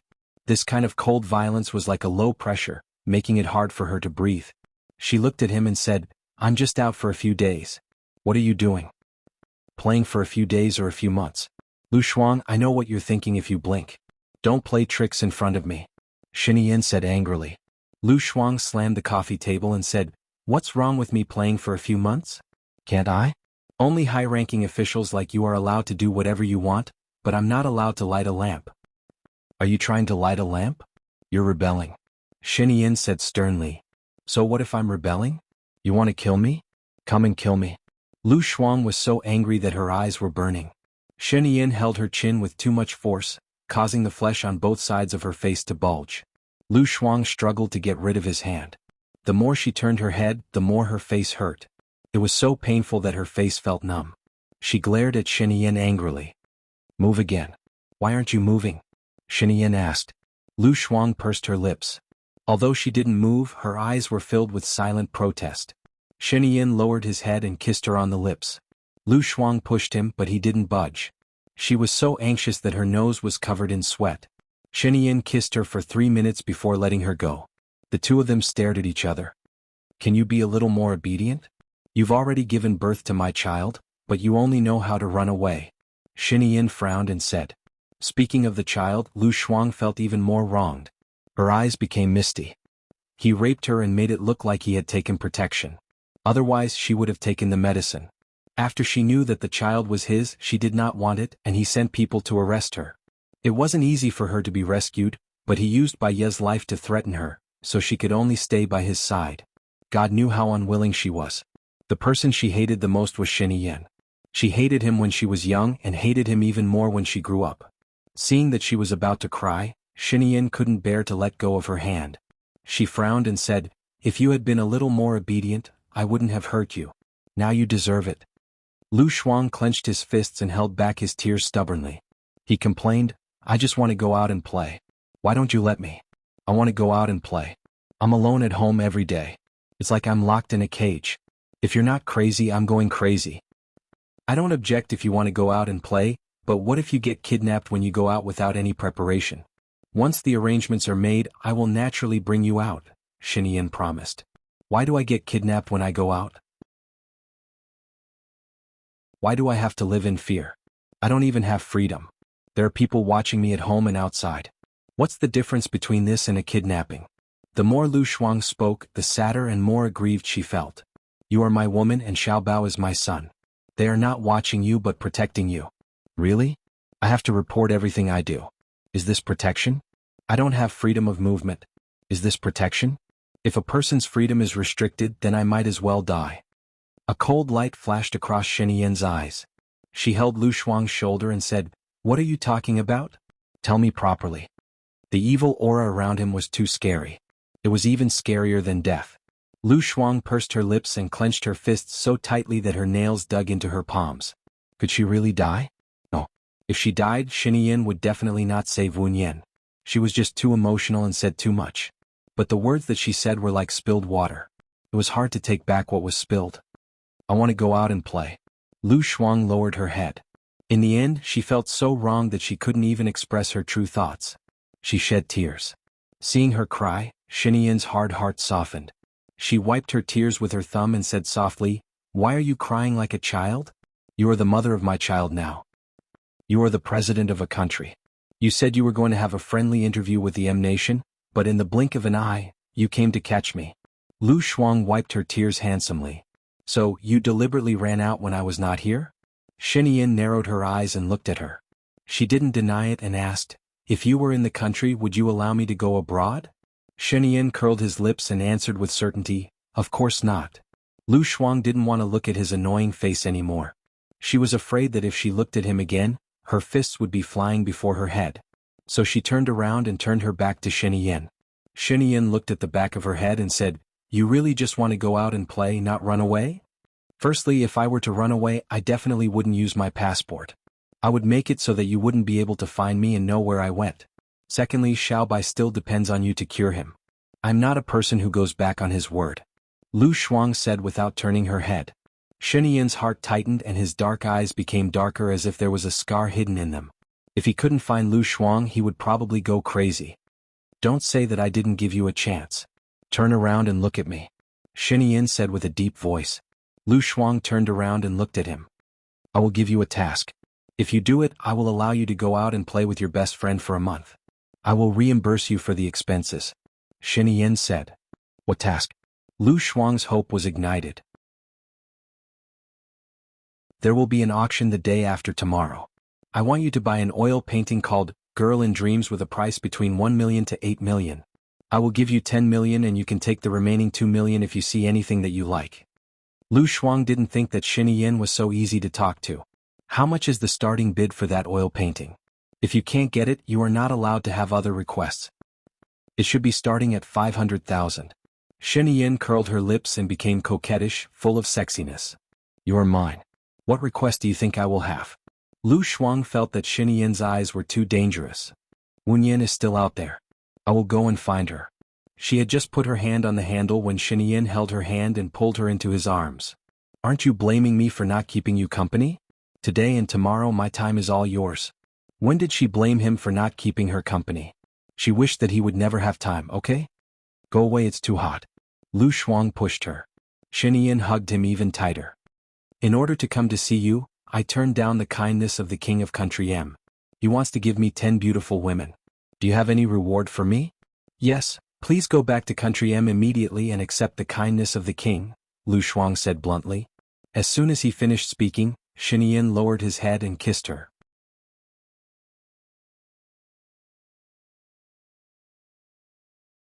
Chapter 343. Are you sure? He's so handsome and pleasing to the eye. Yin, go and hook up with him. You used to study in America and your English is pretty good. You should be able to communicate with him easily, Lu Shuang said excitedly. The foreign man smiled and looked in their direction. He nodded like a gentleman. He greeted me. He looks even better when he smiles. Yin, go and have a try. It's nice to have such a brother-in-law. Lu Shuang smiled. Don't worry. I'm not interested in a foreign relationship. I'm going to sleep for a while. Wake me up when we're almost there. Yin closed her eyes dispiritedly. Lu Shuang saw that Yin had really closed her eyes. If the emperor was not anxious, the eunuch would be anxious. If Yin did not take the initiative, there was nothing she could do. The plane ascended. Lu Shuang saw that the foreign man was clutching his chest in pain. He took out an asthma spray from his bag. Lu Shuang sighed regretfully. He was a handsome man. He was tall and had an elegant and noble temperament. It was a pity that he had asthma. Asthma could not be cured. He seemed to be in a serious condition. The plane continued to ascend. Sir, are you okay? The stewardess walked to the foreign man and asked in English. The man shook his head. I'm fine. He was speaking in Chinese. This time Lu Shuang was embarrassed. He had heard everything she had said just now. It was embarrassing. The plane flew for 4.5 hours. When it started to descend, Lu Shuang heard the heavy breathing of the foreign man again. She turned around and looked at the foreign man. He was inhaling the spray but it did not seem to be getting better. He was coughing and his chest was pressing down. It was difficult for him to breathe and his lips were turning purple. Yin, look. Is he dying? Lu Shuang pushed Yin worriedly. Yin woke up. She opened her eyes and looked at the foreign man. The foreign man was frowning and pressing down on his chest. It was not normal. Yin rushed over and untied the foreign man's clothes. Miss, the plane is descending now. Please take a seat. The stewardess came over and said. He has a pneumothorax. We need to deal with it in time. Otherwise it will be very dangerous. Broadcast it to see if there is a doctor in this field on the plane. In addition, we need a needle. Use alcohol to disinfect it first, Yin said urgently. The stewardess saw that the foreign man really needed emergency treatment, so she hurriedly went to broadcast. Yin comforted her. Don't worry. Take a deep breath, don't move and don't be nervous. If there's no doctor, I know this too. You'll be fine. The foreign gentleman stared at Yin, much calmer than before. The stewardess came over with a sterilized needle. It has been broadcast. Unfortunately, there is no doctor on this plane. Yin picked up the needle and pierced the foreign man's chest. The foreigner took a sharp breath. Yin pulled out the needle. The foreign man could breathe normally again. Yin looked at the stewardess and asked, How long until we reach the ground? There's still 15 minutes left, the stewardess said. Please call for an ambulance from the hospital to send him to the hospital, is that okay? Yin said calmly. I'll do it right away. The stewardess went to the cockpit. The foreign man held Yin's hand. Yin looked at him. Don't worry. I've already used a pleural puncture to release the air. You need to go to the hospital for a further examination to make sure you're fine. Under normal circumstances, you'll be fine after 3 days of rest. Can you leave your phone number for me? I want to thank you, the foreign man said in fluent Mandarin. Wu Nian smiled and shook his head. Even if it wasn't you, I would have saved someone else. If there were other doctors here, they would have saved you too. So you don't need to thank me. I'm just doing what I'm supposed to do. Don't talk too much and rest. Wu Nian stood up and returned to his seat. Why don't you give him your number? It'll be good if there's a chance to contact him in the future, Lu Shuang said in a low voice. I'm not interested in a foreign relationship. Don't do anything like that, Shuang Yo, Wu Nian rejected and looked out of the window. The plane had already passed through the clouds. They could see the entire X city of Country X. Other than the skyscrapers, there was also the Blue Bay. It was not a bad place to spend a holiday. Don't you need to go through immigration procedures to come here? Wu Nian asked. No need. I quarreled with Shen Yin previously and insisted on going out to work. He arranged a position for me in Country X. I can come and go freely in Country X. I'll go to the company later to steal the official seal. I can go to more than 10 countries. They're all branches of Shen Yin's overseas companies all over the world. I'll do that for you too. Good friend, let's share our blessings. If there's a place, let's go together, Lu Shuang said casually. Okay, Wu Nian replied. Shen Yin was the president of Country A. There were some privileges that she couldn't think of, but there was nothing that he couldn't do. The plane landed. The paramedics in the ambulance carried the foreign gentleman away on a stretcher. Lu Shuang carried the child and walked in front happily. They didn't have any luggage and went straight out. 4 tall men stood in front of them. Lu Shuang raised his head in surprise and looked at them. His face instantly turned pale. Anafu, why are you here? Anafu looked troubled. Madam, sir is very angry. Isn't Shen Yin in Country M? Lu Shuang was puzzled. Anafu made way for them.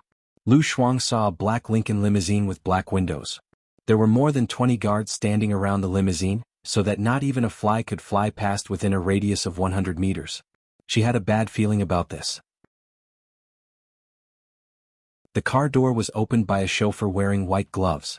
Shen Yin sat on the sofa inside and looked at her deeply as if he was looking at her. His facial muscles were tight and he was about to explode.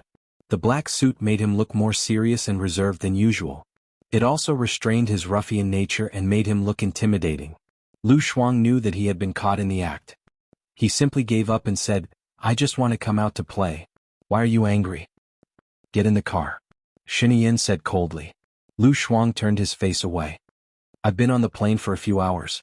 I'm very tired. I don't want to get in the car. Get in the car. I don't want to say it a third time. You can't afford to disobey me. Shen Yin said sternly. Lu Shuang glared at Shen Yin. She still remembered when they were both in primary school. Her father was the director of the hospital. His father was just a businessman. She was stronger than him. Even if he bullied her, she could still fight back. More than 20 years had passed. Her father was still the director of the hospital. His father was already the president and he even made her the president. She felt that she had lost to her father, so her morale was low. She got in the car and preemptively said, Xiaobao is watching you. If you bully me, he will remember it in his heart. Shen Yin waved her hand. Auntie Zhang and Auntie Yang came over and carried Xiaobao away.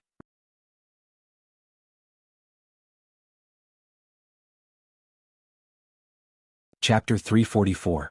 By the time Lu Shuang got out of the car, they were already at Shen Yin's secret villa in City X. She glanced around, frowned and looked at Shen Yin. Where are Xiao Nian and Xiaobao? Where did you take them? Shen Yin got out of the car, put his hands in his pockets and glanced at the house. Lu Shuang rolled his eyes at him and walked into the villa. He was annoyed when he did not see Wu Nian and Xiaobao. Shen Yin was like this every time. Wu Nian was her friend, but whenever he appeared, he would drive Wu Nian away. He did not respect people at all, nor did he respect her. But even so, she could not do anything about it. She kicked the sofa to vent her anger, but it was her foot that was hurting. She was really angry. She turned around and looked at Shen Yin, who was walking in, and asked, Where's my friend? Didn't you say he was in the villa? Where's Xiaobao? Xiaobao is your child. You can't see him either. Shen Yin sat down on the sofa and patted the back of the sofa lazily, indicating for her to sit down. Lu Shuang refused to sit down and said impatiently, Hurry up and say it. Shen Yin pursed his lips and did not say a word. He looked at her with an oppressive gaze as if telling her that the more she disobeyed him, the less she could get what she wanted. Lu Shuang was helpless. He put himself on the sofa unwillingly and did not want to look at Yin. You can say it now. He got closer to her and put his hand on the back of the sofa. His breath got closer and he locked his gaze on her face. Did you feel comfortable just now? Lu Shuang sneered. He insisted on doing that kind of thing in the car. She asked him to look at her phone, but he did not look at it. She was not willing to do it, and he wanted to fly to a place where Yin could never find him. And he asked her if she felt comfortable? Shouldn't I be the one asking if you're comfortable? Lu Shuang said unhappily. Yin smiled and looked at her with a burning gaze. Her voice was a little hoarse. It's quite comfortable. Lu Shuang glared at him. This person was really thick-skinned. She had seen him since he was young and he was bad from the beginning to the end. Why was she so unhappy? She was so angry that she curved her eyes and said with a smile, President, your skills are not good enough. You need to improve. Ha ha ha ha. Yin was not angry. Instead, she laughed arrogantly and held her hand. Teach me then. Lu Shuang was speechless. She could teach him to sit on the toilet. Lu Shuang stopped talking. He pursed his lips and stared at Yin. If looks could kill, Yin would have died hundreds of times. He squeezed her hand. Don't you want to know where your friend is? Lu Shuang smiled bitterly. Yin always knew her weakness. No matter how angry she was, how much she complained and how much she hated her, it was useless. I asked you but you won't tell me.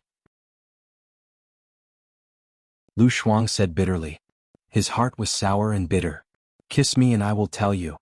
Yin smiled wickedly. She had been kissed by him forcefully before, but she had never taken the initiative to kiss him. She did not want to and she was not willing to. Don't ever say yes. Lu Shuang stood up and walked out. Yin was helpless. She dashed forward and hugged her from behind. You are so impatient. We haven't seen each other for a few days and you don't want to have a good time with me. You are only worried about your friend. If your friend is not a girl, I will definitely be jealous. Lu Shuang's eyes turned red. You dealt with my friend the moment you appeared. I really don't know why I should have a good time with you. Yin, you are so high and mighty now. Even if you do something wrong, no one will dare to blame you. But if you do this, don't expect me to treat you sincerely. It is impossible. Ever. Yin saw that she was serious and frowned. She felt a little down and turned her body to face him. Lu Shuang lowered his head. The more he thought about it, the more pessimistic he became. The more he thought about it, the more he wanted to leave. Auntie Zhang and Auntie Yang have brought Xiaobao over. He is sleeping now. Recently, the research team has developed a new drug and it is effective on animals. Your friend is going to try this new drug. If it goes well, she will be able to recover, Yin explained. Lu Shuang raised her head and looked at him.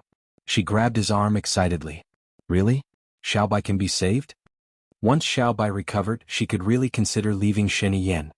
Yin looked at Lu Shuang's eyes. Don't forget what you promised me. You will stay by my side forever. Lu Shuang smiled and nodded his head without sincerity. That's great, that's great. Aha, I want to go see her. I want to go now. Yin, can you send me there?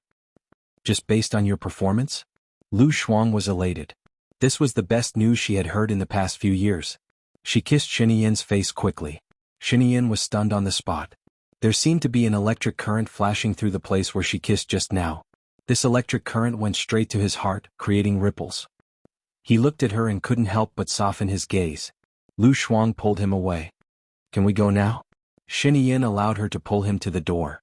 There were 2 rows of soldiers standing at the door like statues. Yin came out and greeted in unison. Good day, President. Yin only had eyes for Lu Shuang. She didn't even nod her head. Lu Shuang pulled him to the front of the car and looked at him eagerly. Yin chuckled. His eyes were still locked on her. She made a gesture and Anafu went forward to listen. Go to the research lab, Yin ordered. Yes. Anafu immediately went to make arrangements. The driver opened the back door. Lu Shuang quickly got into the car. Yin sat next to her. Anafu sat in the front passenger seat and the driver drove.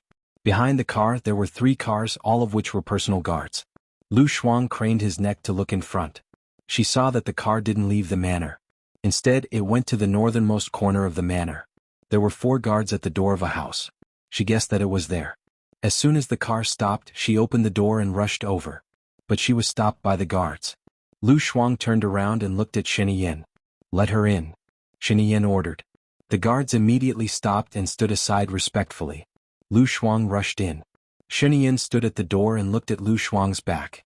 She asked Anafu, "Did you follow my orders?" "Yes." Anafu nodded respectfully. Shenian's eyes darkened. She nodded and walked to the research lab. Lu Shuang found Wu Nian lying on the white bed. He ran over happily. Shenian said that she developed the antidote. "Is that true?" "I just injected it. I need to rest for 4 hours. I will draw my blood for testing after that," Wu Nian said calmly. "Do you feel any discomfort? Is it painful? Numb? Sore? Chest tightness? Nausea? Dizzy? Is your breathing smooth?" Lu Shuang asked anxiously. Wu Nian shook her head and smiled. She held Lu Shuang's hand. "There is no special reaction at the moment."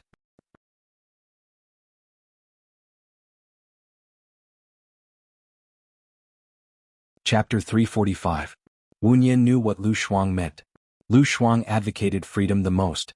Because he loved freedom, he could leave the protection of his parents and rent a house outside. Because he loved freedom, he could leave his previous stable job in the gynecology and obstetrics department without hesitation. For her sake, he compromised and stayed by Shenian's side for 2 years. "It will definitely start." Wu Nian comforted her. "Start what?" Shenian walked in and glanced at Wu Nian, then at Lu Shuang's face. "Do you want to listen to us girls talking? Shenian, you can be a woman in your next life. No, you can be a woman in this life. Medical science is very advanced now." Lu Shuang didn't answer her. Shenian walked to her side and looked at her with drooping eyes. She said naturally, "If I become a woman, what will you use in the future? Your fingers are not as effective as mine." Lu Shuang, her face instantly turned red. Shenian was too shameless. She said this in the crowd. Lu Shuang leaned against Wu Nian's bed lazily. He smiled and said slowly, "Don't worry. It's hard to find a 2-legged toad with a wave of my hand, but it's easy to find a 2-legged man." Shenian's face instantly turned livid. She narrowed her eyes and said sternly, "What did you say?" Lu Shuang was angry when he saw her. Shenian was quite scary when she was angry, but she didn't want to show weakness. "Are your ears bad?" Shenian sneered. "Don't worry. If I become a woman, I will definitely make you a man. I will let you work hard in the future. You are so naughty and I am also very tired. I have to do physical and mental work and I have to make you comfortable." Shenian's words became more and more flirtatious. She looked at Lu Shuang with burning eyes, full of possessiveness. Lu Shuang was not as thick-skinned as him. "Get out. I want to chat with Wu Nian." "I'll give you 1 hour," Shenian said coldly. Then she turned around and left. Wu Nian looked at Shenian's back and frowned. If Shenian was not the president and was not married, she might really match them. After all, both of them had Xiaobao's baby. It was a pity that Shenian was not qualified to get married. Seeing that Shenian had left, Lu Shuang hurriedly closed the door and locked it. Hearing the sound of the door being locked, Shenian frowned and turned around. "I'm going to sleep with Wu Nian today. Don't wait for me in an hour," Lu Shuang said with his hands on his waist. Hearing that there was no sound outside, he turned around and sat on Wu Nian's bed. "Xiao Nian, let me tell you, if you can recover, I might really be able to go far away," Lu Shuang said excitedly. She had always been straightforward, and her temper came and went quickly. Shenian is an unfathomable person. "Don't let your guard down," Wu Nian reminded. "Let me tell you, he promised me that as long as I bid for Dream Girl for 8 million yuan, he would definitely agree to it. He allowed me, you, and Xiaobao to travel for a month. I had already prepared my ID card in Country D. Shenian didn't have much influence in Country D. Moreover, he was a powerful person in Country D. As long as he enters Country D, he will die miserably. As long as I go to Country D, I will have nothing to worry about." The more Lu Shuang thought about it, the happier he was. "Keep a low profile. I have a feeling that Shenian won't be easy to deal with," Wu Nian said worriedly. "Let's not talk about him first. I want to bid for Dream Girl for 8 million yuan. How can I be sure?" Lu Shuang asked. Wu Nian sat up and turned on her phone to search for information about Dream Girl. Dream Girl is an early work of the famous painter Stephen. It's about the daughter of a jewelry merchant in Country X. It's one of the representative works of abstract painting. Lu Shuang read and looked at Wu Nian. Wu Nian searched for Stephen again and found that one of his paintings had been sold for 700,000 yuan. "It's only 700,000 yuan. 8 million should be enough, right?" Lu Shuang asked uncertainly. Wu Nian didn't look relaxed. Shenian must have his reasons for paying 8 million yuan. The value of the work will soar. One of the reasons is that the painter is dead. Or the value of the painting doesn't lie in the work itself. If you want to bid for it, you have to look at the meaning behind the painting. How can we know? How should we know? Lu Shuang was puzzled. She searched on her phone. Is the painter Steve dead? Shall I look? Some netizens said that Steven has disappeared for 2 years. He might really be dead. It's not concrete evidence. It's just a rumor. It can indeed increase the value of the work within a certain range. However, the gap from 700,000 to 8 million is too big. I think there must be another reason. When is the auction? Wu Yin asked cautiously. The day after tomorrow. It should be the night after tomorrow. Ask Shen Yin about Steven's address. We'll visit him tomorrow. Wu Yin suggested. Bingo? That's great. You are the leader of the psychological world. You will definitely know the value behind it. You rest first. I'll go find Shen Yin. Lu Shuang went out in a hurry. He forgot that he was going to sleep with Wu Yin tonight. Compared with freedom, temporary grievances were nothing. Shen Yin, Shen Yin. Before Lu Shuang arrived, Shen Yin heard his voice. In the whole villa, no one dared to call his full name except for her. He put down his phone and looked at the door. Lu Shuang jumped in and went straight to the point. I want to visit Steven tomorrow. He's the painter of dream girls. I don't know where he lives. Lu Shuang was speechless. You don't know or you don't want to tell me? Lu Shuang frowned and walked to him. Then why do you have to get dream girls? The painter of dream girls is Mo Shui. She is not only a jeweler but also has countless raw diamonds. She wants to expand the market in a land and is looking for partners. Shen Yin explained. You are the president. Do you have any competitors with your advantage? Lu Shuang was confused. 1 + 1 is not as simple as 2. 8 million is the limit of my estimation. If I can't get it, I will miss this opportunity. Because sometimes opportunities are accompanied by risks and crises. Shen Yin said meaningfully. Why did Lu Shuang feel that he was warning her on purpose? Then I'll go and talk to Wu Yin first. As soon as she turned around, she was picked up by Shen Yin. Lu Shuang was nervous and said in panic, Shen Yin, what are you doing? Put me down. Didn't you say that I didn't do it well? I want to ask for advice and improve it. He said wickedly and carried her to the room. Lu Shuang understood what he meant. You have asked for it. You've already eaten. Can you not eat in the future? He said confidently. You have asked for it today. Lu Shuang emphasized the word today. You have more than one meal today. Lu Shuang was speechless. She struggled to get down.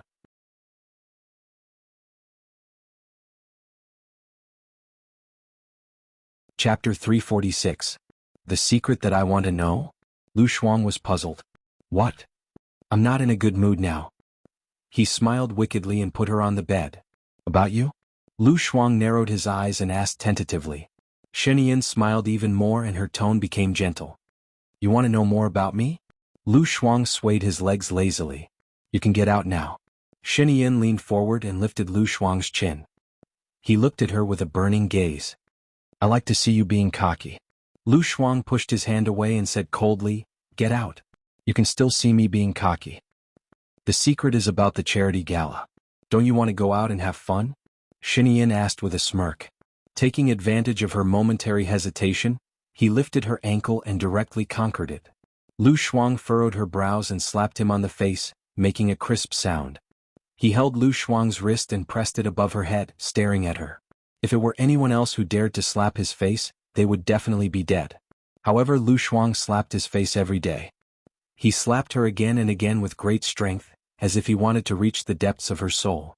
Lu Shuang glared at Shen Yin. He felt like 10,000 horses were galloping in his heart. In terms of technique, everyone was better than him. She couldn't break free at all.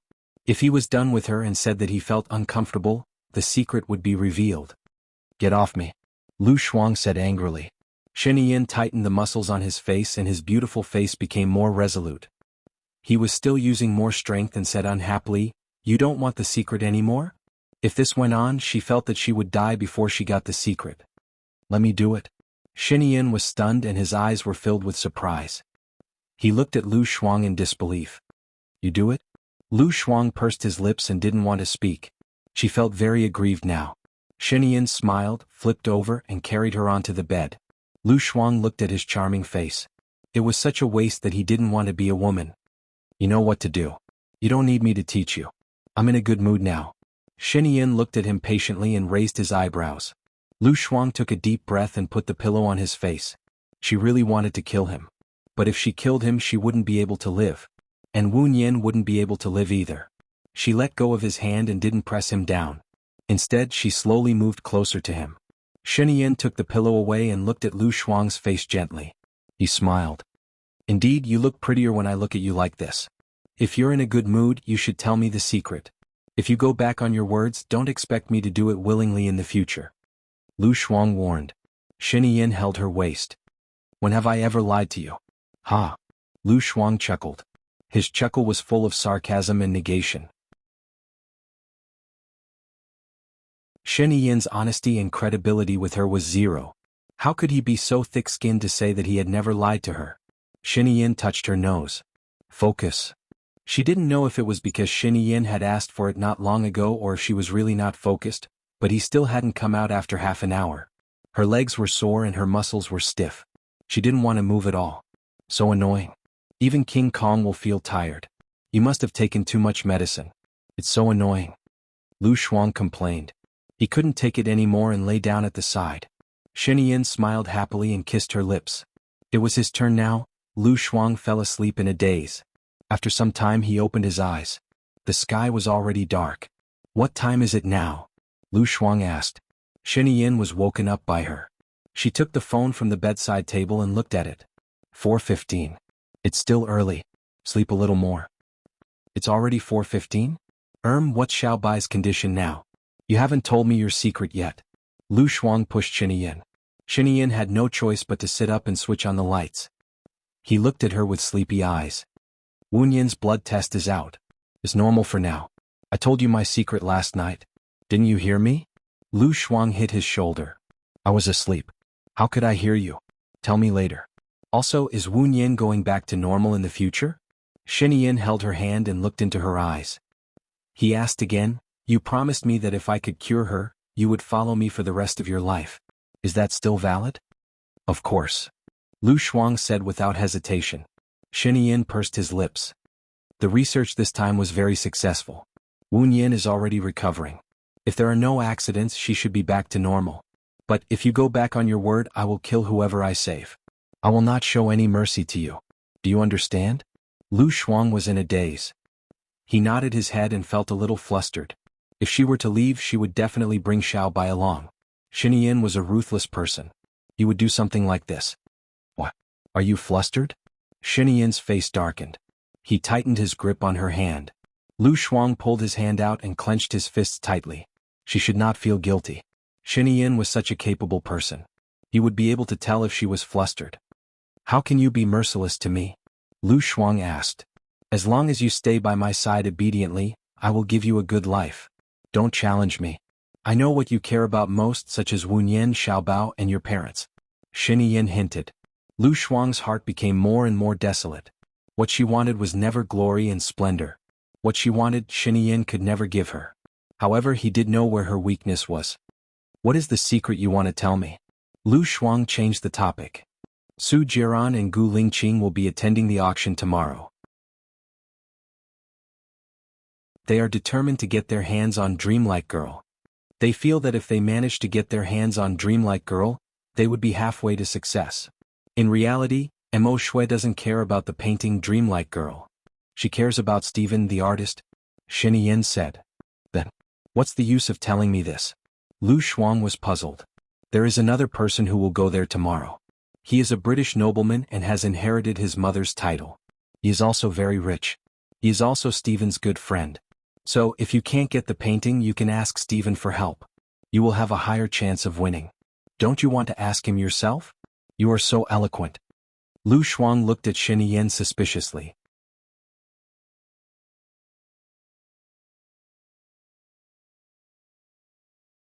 Chapter 347. Lu Shuang knew what Shen was planning. You mean if I help you negotiate with Mo Shui, you will also let me go out for a month? Lu Shuang needed confirmation. Not only will you go out for a month, but I will also give you all the jewelry companies I have invested in a land, Shen said in a deep voice. Give me? Lu Shuang looked at Shen suspiciously and said in disbelief, I can go out for fun and take the jewelry companies. It doesn't sound like a loss at all. Shiniyin, won't you work for nothing? In my impression, you will never do a losing business. I only want you.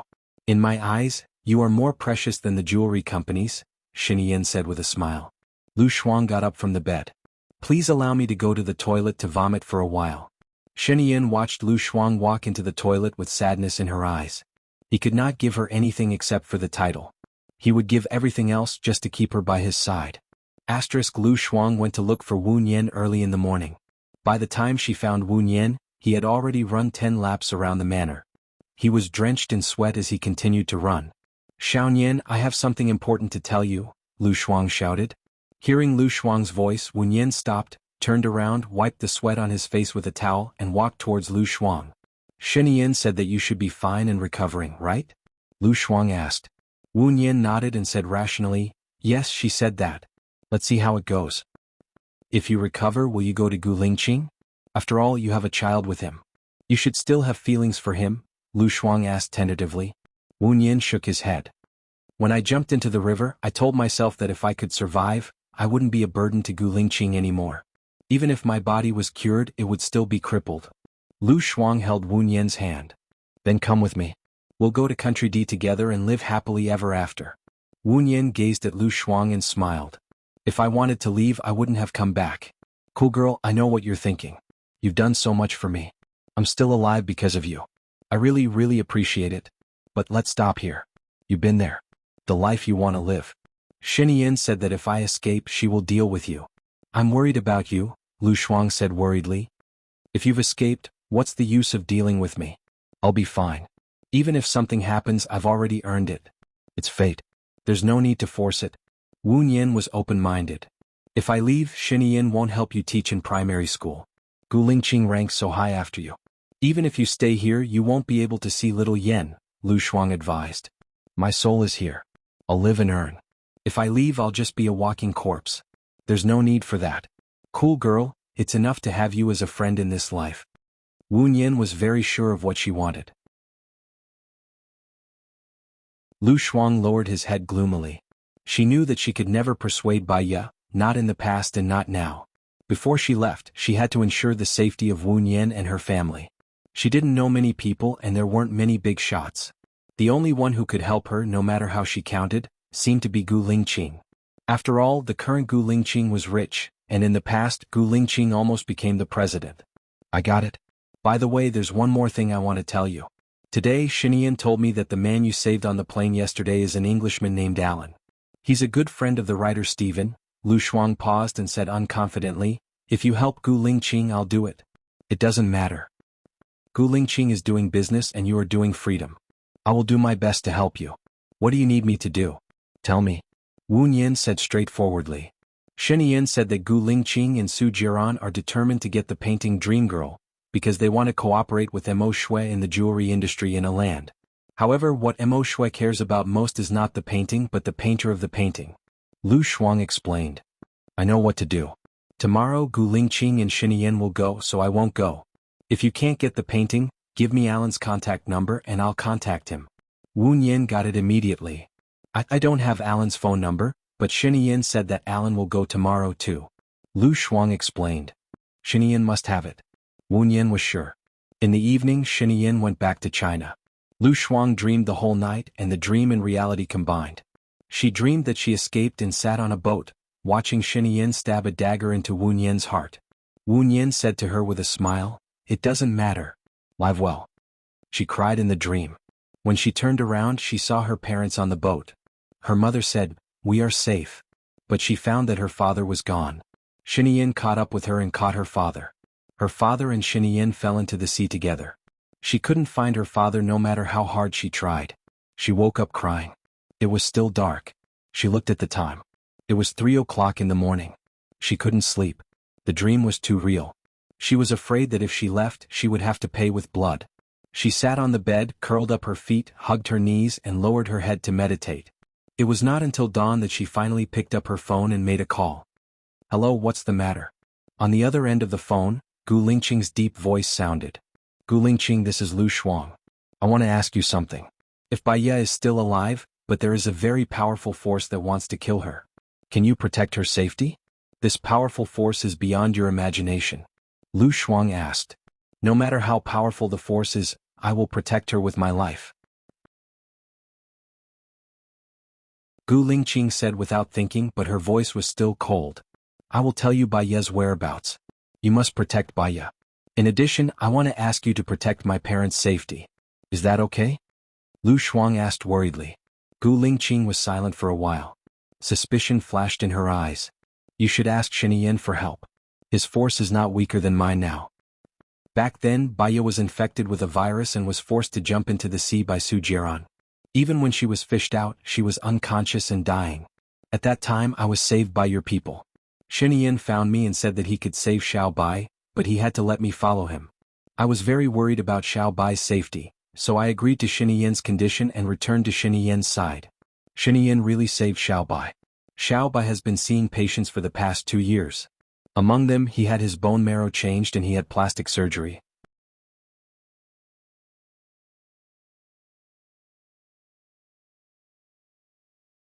Chapter 348. Wen Yan? If she was Xiaoya, why didn't she tell me? The change of bone marrow means that her DNA has also changed, right? Gu Lingqing didn't believe it and asked. Xiao Bai said that he doesn't want to be a burden to you anymore, so he appeared in front of you with a new face, Lu Shuang explained. You don't want to be a burden? But she specifically came to my company to apply for a private tutoring position. Gu Lingqing still did not believe it. That's because Xiao Yan is her child. She missed her child. A year ago, when she found out that Xiao Yan had come to your side, she ran out of the laboratory to see Xiao Yan. But at that time she was rejected by the medicine and the side effects were severe. She fainted not long after running. She had to change her bone marrow and blood to survive, Lu Shuang said anxiously. Why didn't you say it earlier or later? Why did you say it now? Do you think the time is ripe? Gu Lingqing said sarcastically. Lu Shuang could tell from his tone that he did not believe her. He got angry and raised his voice. That's because Shinian had just developed the antidote. Now that Xiao Bai is back to normal, I want to be free. However, Shinian threatened me that if I were to escape, the first person he would deal with would be Xiao Bai and my parents. Is that so? Why don't I mention another possibility? You are already Shinian's woman. So, you found a woman who is similar to Xiaoya and want to put her by my side. You want her to replace Xiaoya's position in my heart and control me, Gu Lingqing said coldly.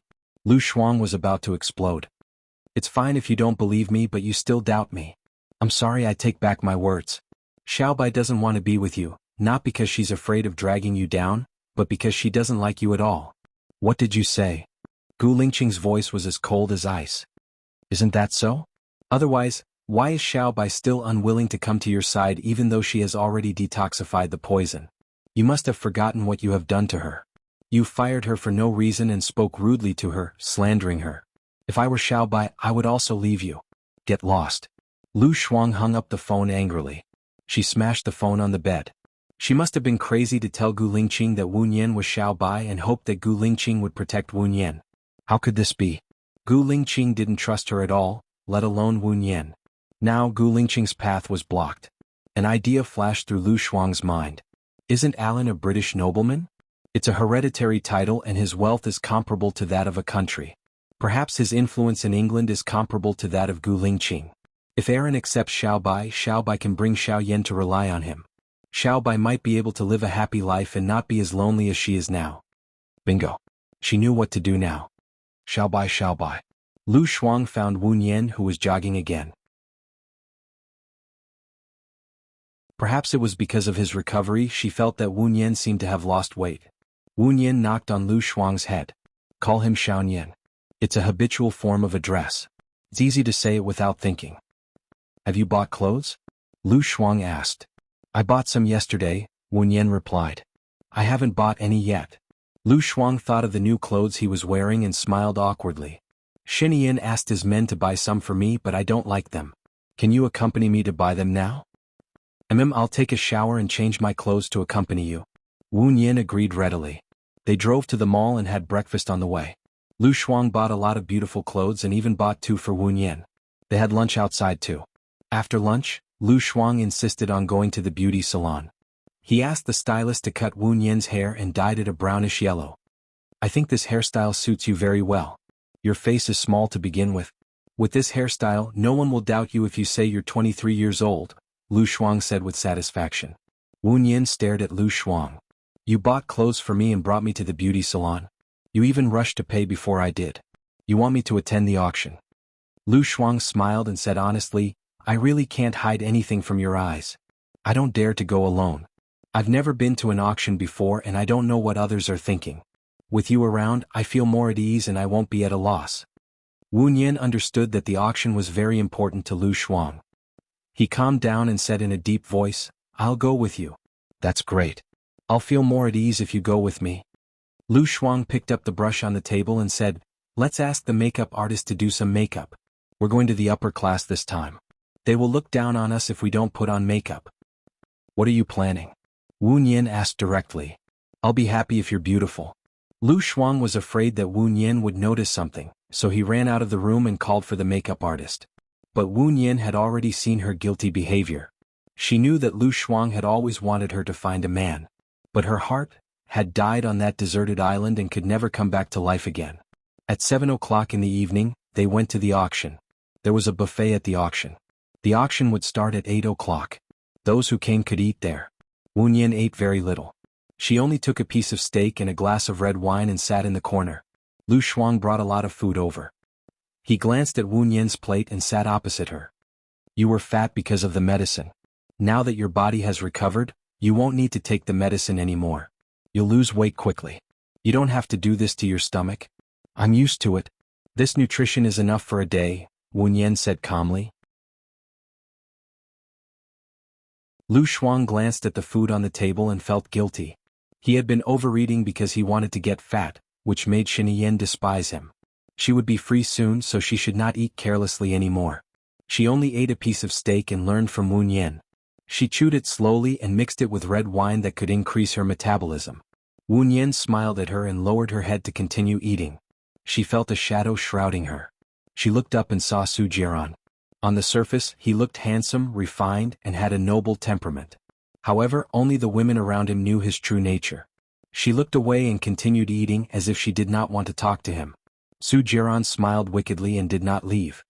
He said gently, I didn't expect to meet you here.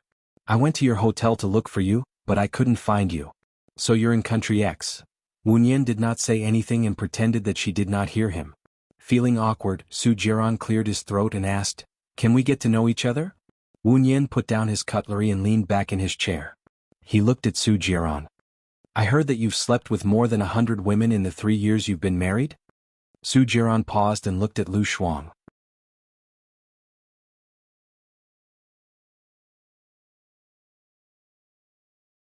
Chapter 349. People should never make big mistakes.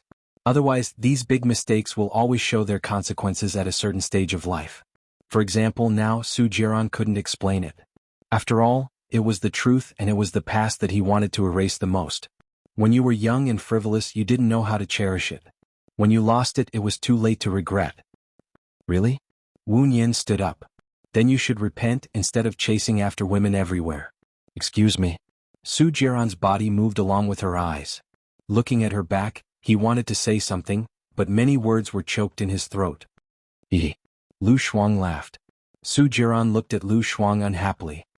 If everyone likes to gossip like you, I'm afraid you wouldn't be alive now. Let me correct you. I'm not gossiping. I'm speaking up for justice. I'm not slandering you. I'm telling the objective truth, okay? Then it's also the objective truth that you followed the married Shiniyen. It's also the objective truth that you have a child that can't be exposed to the public. If this matter is known by the president's wife, or if it is made public, what do you think will happen? Su Jiran said coldly. Lu Shuang's smile froze on his face. What he said was the most shameful thing for her. Do you think I want to? Lu Shuang looked at Su Jiran sharply. So, I hope you learn what to say and what not to say. Otherwise, don't blame me for giving you a taste of your own medicine next time. Su Jiran said coldly and turned around. Lu Shuang pursed his lips and gritted his teeth. It was because there were so many scumbags in the world that warm men were especially precious. She found Wu Nian outside the hotel. She was looking out of the window, thinking. Su Jiran is really annoying. Lu Shuang complained. Wu Nian didn't even turn his head as he said in a low voice, A scourge lives for 1,000 years. In the future, just stay away from him. Lu Shuang responded and followed Wu Nian's line of sight. It was an expensive Rolls-Royce. The driver, who was wearing white gloves, opened the car door. Gu Lingqing leaned forward and got out of the car. The Gundam stood upright outside the car. It seemed to have sensed someone looking at it, so it raised its head and looked upstairs. "Do you think Gu Lingqing will see us?" Lu Shuang asked. "I don't know," Wu Nian replied. Gu Lingqing withdrew his gaze and walked towards the hotel. Wu Nian was still standing by the window. "Should we go in and hide in case he sees us and accuses us of peeping at him?" Lu Shuang suggested. "If we hide, people will think we are doing it on purpose. Just ignore him." Wu Nian continued to stand by the window. Gu Lingqing walked out of the elevator and looked straight ahead. He didn't even look at them as he walked into the reception hall. Lu Shuang was a little sad. She had told Gu Lingqing that Wu Nian was Baiya. He was even more mean and heartless than she had imagined. Gu Lingqing's eyes are on the top of his head. "I told him." Lu Shuang immediately stopped and almost spilled the beans. Wu Nian looked at Lu Shuang. "What did you tell him?" Lu Shuang turned around and faced Wu Nian. "I told him that you are very similar to Baiya. You have the same voice, the same temper, and the same character. But he still treats you like that. I feel bad for you." Wu Nian twitched the corner of his mouth. "It's because we have looked at each other so many times that he is even more repulsed. Gu Lingqing is not a person who knows how to open his heart to others. He is very defensive. Why don't you find another man you like and get married and have children with him? Forget about Gu Lingqing and don't care about him anymore," Lu Shuang said angrily. "Let's not talk about him. The auction is about to start, right?" Wu Nian asked. He turned around and looked out of the door. Almost everyone was walking towards the meeting room. "It should be starting soon."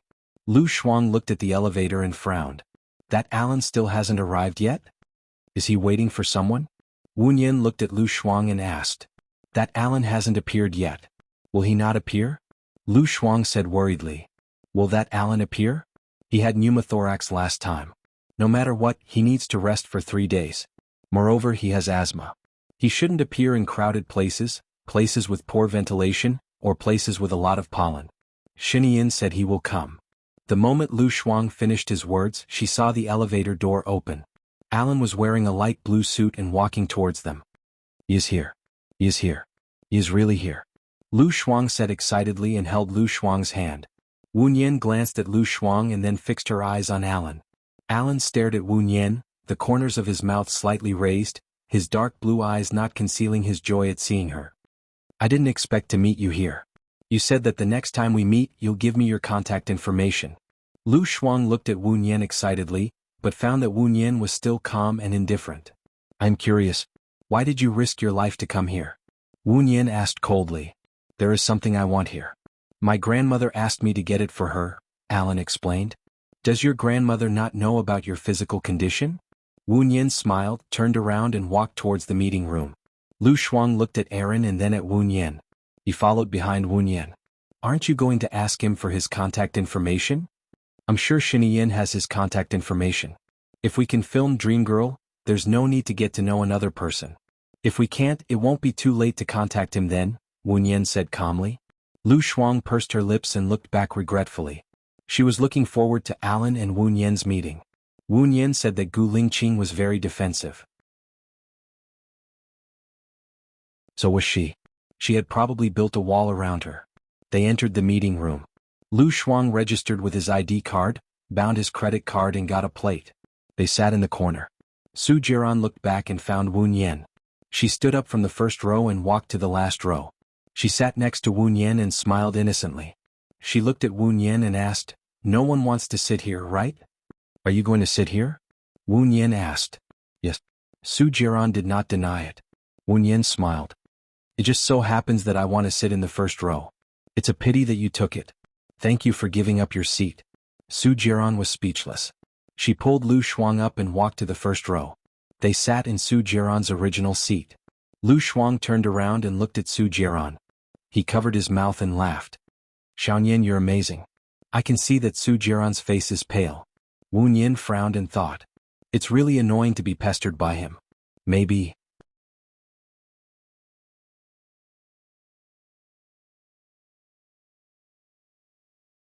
Chapter 350. Maybe what? Lu Shuang asked. Wu Nian looked at Lu Shuang and said, Shinian is very powerful in Country X. It shouldn't be a problem to ask him to help me get a fake marriage certificate. Lu Shuang frowned and said with distress, You really don't want to be happy anymore. Wu Nian held Lu Shuang's hand and said with a smile, I know what I'm doing. Lu Shuang pulled his hand away and looked at the table sadly. He murmured, I can't help you with this matter because I will leave for Country D soon. Even if Shinian can help, it will only be temporary. Wu Nian thought so. Shinian helped her because Lu Shuang was there. Once Lu Shuang left, he didn't need to help her. Maybe Shinian would really kill her. She had been a burden to Lu Shuang for 2 years. She didn't want Lu Shuang to sacrifice for her again. I have another way. Wu Nian said with a smile, which reassured Lu Shuang. Lu Shuang's eyes reddened as she looked at the smiling Wu Nian. Can't you come with me? I'm worried about you. I'll be fine. I promise. Why don't you try Alan? Alan is a bigwig in England. No matter how powerful Shinian is, he won't go to England. Besides, with Alan's protection, you don't have to worry about Su Jiran. Lu Shuang suggested. I know what to do. Don't worry. Wu Nian kept smiling as if she had won. Lu Shuang's heart sank. He didn't know why, but he couldn't be at ease at all. The auction began. There were 12 collections for auction this time. Lu Shuang had been waiting for the auction of Dream Girl. But after bidding for 8 collectibles, there was still no sign of it. The 9th item was a jade necklace. The starting price was 10 million, and every time the card was raised, the price would increase by 200,000. Lu Shuang couldn't help but roll his eyes. He was really a local tycoon. Wasn't he afraid of being robbed when he wore a necklace worth 10 million yuan? According to the house price in City A, he was walking with a small villa on the road. 10 million, is there any higher price than 10 million? The host shouted excitedly as if he had been injected with chicken blood. 10, 2 million, 10. 4 million. 13 million, 13 million once, 13 million twice, 13 million thrice. Congratulations, customer, you have obtained a jade necklace. Lu Shuang followed the host's line of sight, wanting to see the true face of this rich man. After Alan smiled elegantly, he looked at Lu Shuang and nodded like a gentleman. Lu Shuang squeezed Wu Nian and said in a low voice, Alan bought it. He is not just an ordinary rich man. Didn't he say that his grandmother wanted it? Besides, his title of nobility is hereditary. If I'm not wrong, his grandmother's status should be much higher than his, so he had to buy it. Wu Nian judged. I see. Lu Shuang understood. The painting Dream Girl was put at the end. The starting price was 500,000, and every time the card was raised, the price would increase by 20,000. Lu Shuang was the first to raise his card. He said to Wu Nian, It doesn't look expensive. I have a budget of 10 million yuan, so I should be able to buy it. Wu Nian turned around and looked at Su Jiran. He had been staring at her with an evil smile, as if he was above the auction. Just raise the price to 8 million. Wu Nian said to Lu Shuang. Ah, what? Lu Shuang was puzzled. Some people are here specifically for the painting Dreamlike Girl, but before they come, they should have a price in mind. You can directly raise the price to $8 million and see if anyone follows. Then you will know if you can get the painting or not, Wu Nian analyzed. Lu Shuang trusted Wu Nian's judgment. He raised his card and said loudly, I bid 8 million. Million? The host was shocked and stunned for a moment. Then he shouted excitedly, 8 million, anyone else? 8 million going once. That gentleman bid 8,020,000. 8,020,000, 8,020,000, anyone else? The host subconsciously looked at Lu Shuang, and Lu Shuang immediately raised his sign. Wu Nian glanced at Su Jiran. Su Jiran smiled as he waved the token in his hand, looking very relaxed. Wu Nian frowned and looked at Lu Shuang. 10 million. I don't have any more after 10 million. Shouldn't I increase the price bit by bit? Lu Shuang had a bad feeling. She might lose the chance to win Dreamlike Girl. What if someone bids 20,000 more than you? Wu Nian said in a low voice. Lu Shuang understood. She glared at Su Jiran, who was sitting in the corner, raised her card and shouted, 10 million. Many people were shocked when she opened her mouth this time. Su Jiran still raised her card slowly. 10,020,000, 10,020,000, anyone else? The host became excited and looked at Lu Shuang. Lu Shuang angrily smashed the card on the table. Seeing that Lu Shuang had no chance, the host flattered Su Jiran and shouted, 10,020,000 going once, 10,020,000 going twice. 11 million. Gu Lingqing's voice was heard. It was very low, so low that it was restrained like the sound of nature. Everyone was shocked. They were discussing and looking for the source of the voice. Su Jiran couldn't stay calm anymore. He glanced at Gu Lingqing. Gu Lingqing didn't even look at him. She slightly raised the corner of her mouth and said meaningfully as if she knew everything. Wu Nian also saw the smile on Gu Lingqing's face. He looked at Su Jiran again. Su Jiran's eyes changed from laziness to sharpness. He raised the card in his hand. 11.02 million. Before the host could finish speaking, Gu Lingqing's voice was heard shouting, 12 million. Su Jiran gritted her teeth and raised her card again. 12,020,000. The host announced. Everyone's eyes were on Gu Lingqing. 13 million. Gu Lingqing said in a light and breezy manner. Su Jiran clenched her fist and hesitated. Are Gu Lingqing and Su Jiran going to fight to the death? Lu Shuang asked Wu Nian. Wu Nian looked at Gu Lingqing's expressionless face. She had never seen him clearly. He was good at hiding his emotions. Therefore she couldn't see through Gu Lingqing's thoughts. 13 million going once, 13 million going twice, 13 million. Su Jiran shouted at the last moment, 14 million. 15 million. Gu Lingqing shouted immediately. Su Jiran sneered. He slammed the card on the table and stood up. He shouted to Gu Lingqing, 16 million. The host was shocked. She looked at Gu Lingqing. The audience was silent. Gu Lingqing also stood up. He gathered his clothes and looked at Su Jiran. He said meaningfully, winning doesn't mean winning.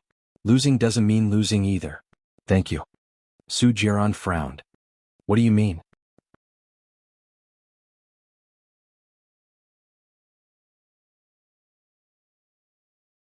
Chapter 351.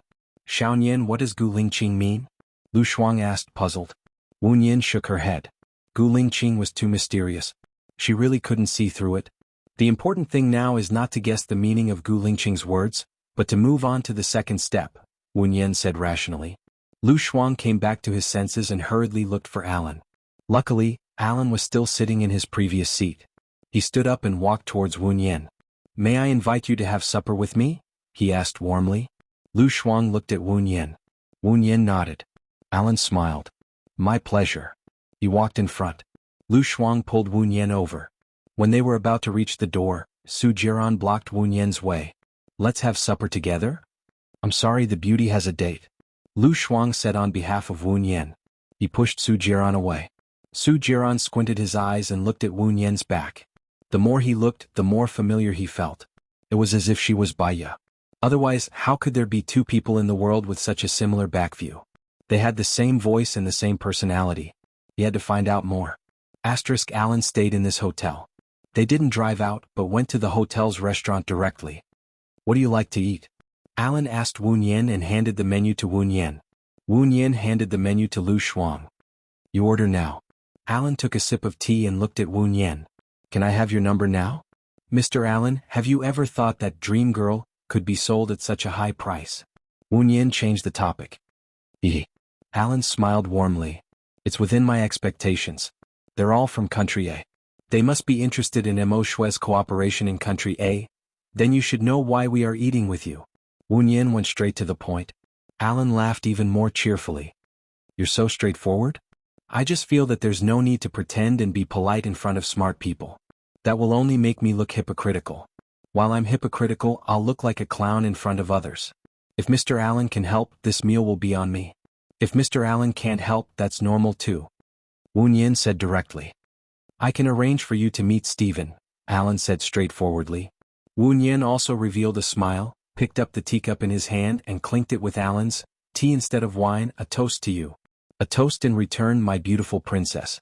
Alan picked up the cup with the innate nobility of the British royal family. He took a sip and put down the cup. I don't know if I can have the honor to get your contact information. Of course, if you don't want to, it doesn't matter. It won't affect whether I can help you or not. Lu Shuang held his chin with both hands, stared at Alan and said, Xiaonian, give it to him. Wu Nian thought for 3 seconds and asked softly, Mr. Allen, what's the reason why you don't get married? If I say that I haven't met the right person, you'll think that my answer is very exaggerated. I've had 4 girlfriends. The first one was my high school classmate. After I went to college, because of the long separation, our feelings for each other faded. My second girlfriend was in college. After 3 years of dating, we found that their personalities were not suitable for each other, so we broke up. I quite liked my third girlfriend and we dated for 2 years. But because of our different life philosophies, as time went by, contradictions became the whole of my life. I was very tired, so we broke up. My fourth girlfriend was introduced to me by an elder. I never had any feelings for her, so I don't want to be tied down. I still want to find a girl that I like, Alan explained. Although you have a lot of girlfriends, it sounds very sincere, Lu Shuang said to Wu Nian. Wu Nian smiled slightly. Mr. Alan is a person who pays attention to perfection. He has very high requirements for his other half. The thoughts of your family are also very important to you. You are a man who shows your charm all the time. You're right. That's true. However, if I like the other party enough, I will convince my family. I also have the confidence and ability to convince my family, Alan said with certainty. Lu Shuang saw that Wu Nian and Alan were chatting well and smiled slyly. Xiaonian, I just remembered that I still have a very important thing to do. Excuse me, you guys talk. Mr. Allen, remember to send our Xiaonian back. Lu Shuang did not wait for Wu Nian to speak. She picked up her bag and left. As soon as she left, Wu Nian felt that the atmosphere was very awkward. She handed the menu to Alan. Since it's my treat, Mr. Allen can order. Lu Shuang heard this sentence at the door and he was very happy. If Wu Nian and Alan could develop smoothly, that would be the best. She was just about to leave when she saw Gu Lingqing coming out from the private room diagonally opposite. She was angry when she saw Gu Lingqing's attitude in the morning. She crossed her arms and walked forward proudly, saying sarcastically, "Do you think that my Xiaobai has no other man except for you? I'm sorry, Gu Lingqing, you overestimate yourself. Xiaobai is dating Mr. Allen now." Gu Lingqing did not look at Lu Shuang and said coldly, "If she is Bai Ye, she will not date other men. My Xiaobai has a good character and looks. Why can't she date other men? Or is it that you, Gu Lingqing, think highly of yourself and think that my Xiaobai will not like anyone else except you? You, Gu Lingqing, treat my Xiaobai so badly, it would be strange if she still likes you." Lu Shuang said angrily. "If she dates other men, she will not be worthy of my love," Gu Lingqing said indifferently. "So you should quickly forget about my Xiaobai and find a new wife. My Xiaobai is unlucky to have you thinking about her. You know that I am Bai Ye's best friend, but you still treat me with this attitude. It seems that you do not like my Xiaobai very much," Lu Shuang said sarcastically. He walked towards the elevator. Gu Lingqing was frustrated. He frowned and walked towards the elevator on the other side. His phone rang. He saw that it was Zhang Xingyu's call and picked it up. "What is it?" "President Gu, I finally found out. I always felt that the people in the orphanage were a little strange, so I specially looked into the children who were adopted from the orphanage. One of the children who was adopted last year said that he had been in the orphanage for 5 years and did not know any Wu Nian. Wu Nian should have just entered the orphanage this year. Her resume was fake."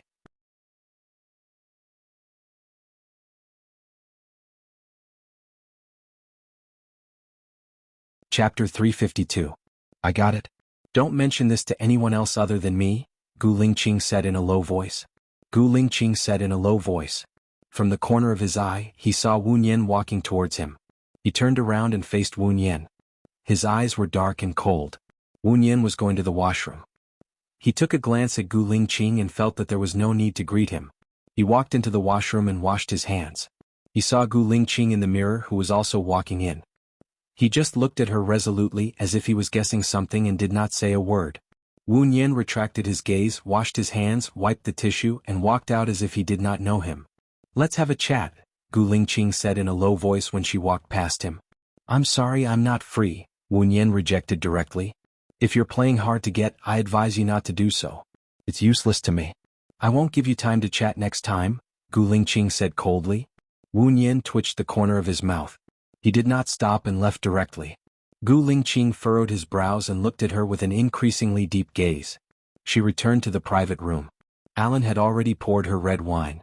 She raised the wine glass and looked at the red liquid in it. She shook it slightly as if she was thinking about something, as if she was meditating. "What's wrong? Did you meet anyone when you went out just now? You don't seem to be in a good mood," Alan asked with concern. Wu Nian looked at Alan and drank the wine. She poured a small glass into her mouth and swallowed it slowly. After drinking, her eyes became misty and she became a little lazy. Her face was naturally red. "Mr. Allen, you like me, right?" Or should I say you have a liking for me?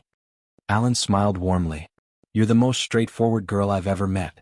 Yes, I like you. You fit my liking. Then let's go out, Wu Nian said directly. Huh. Alan was surprised. Wu Nian smiled and poured himself a glass of wine. I only have one request. Alan looked at Wu Nian blankly.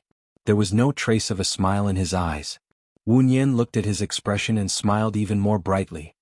Since we're dating so straightforwardly, when it's over, as long as one party proposes to break up, we'll end it straightforwardly.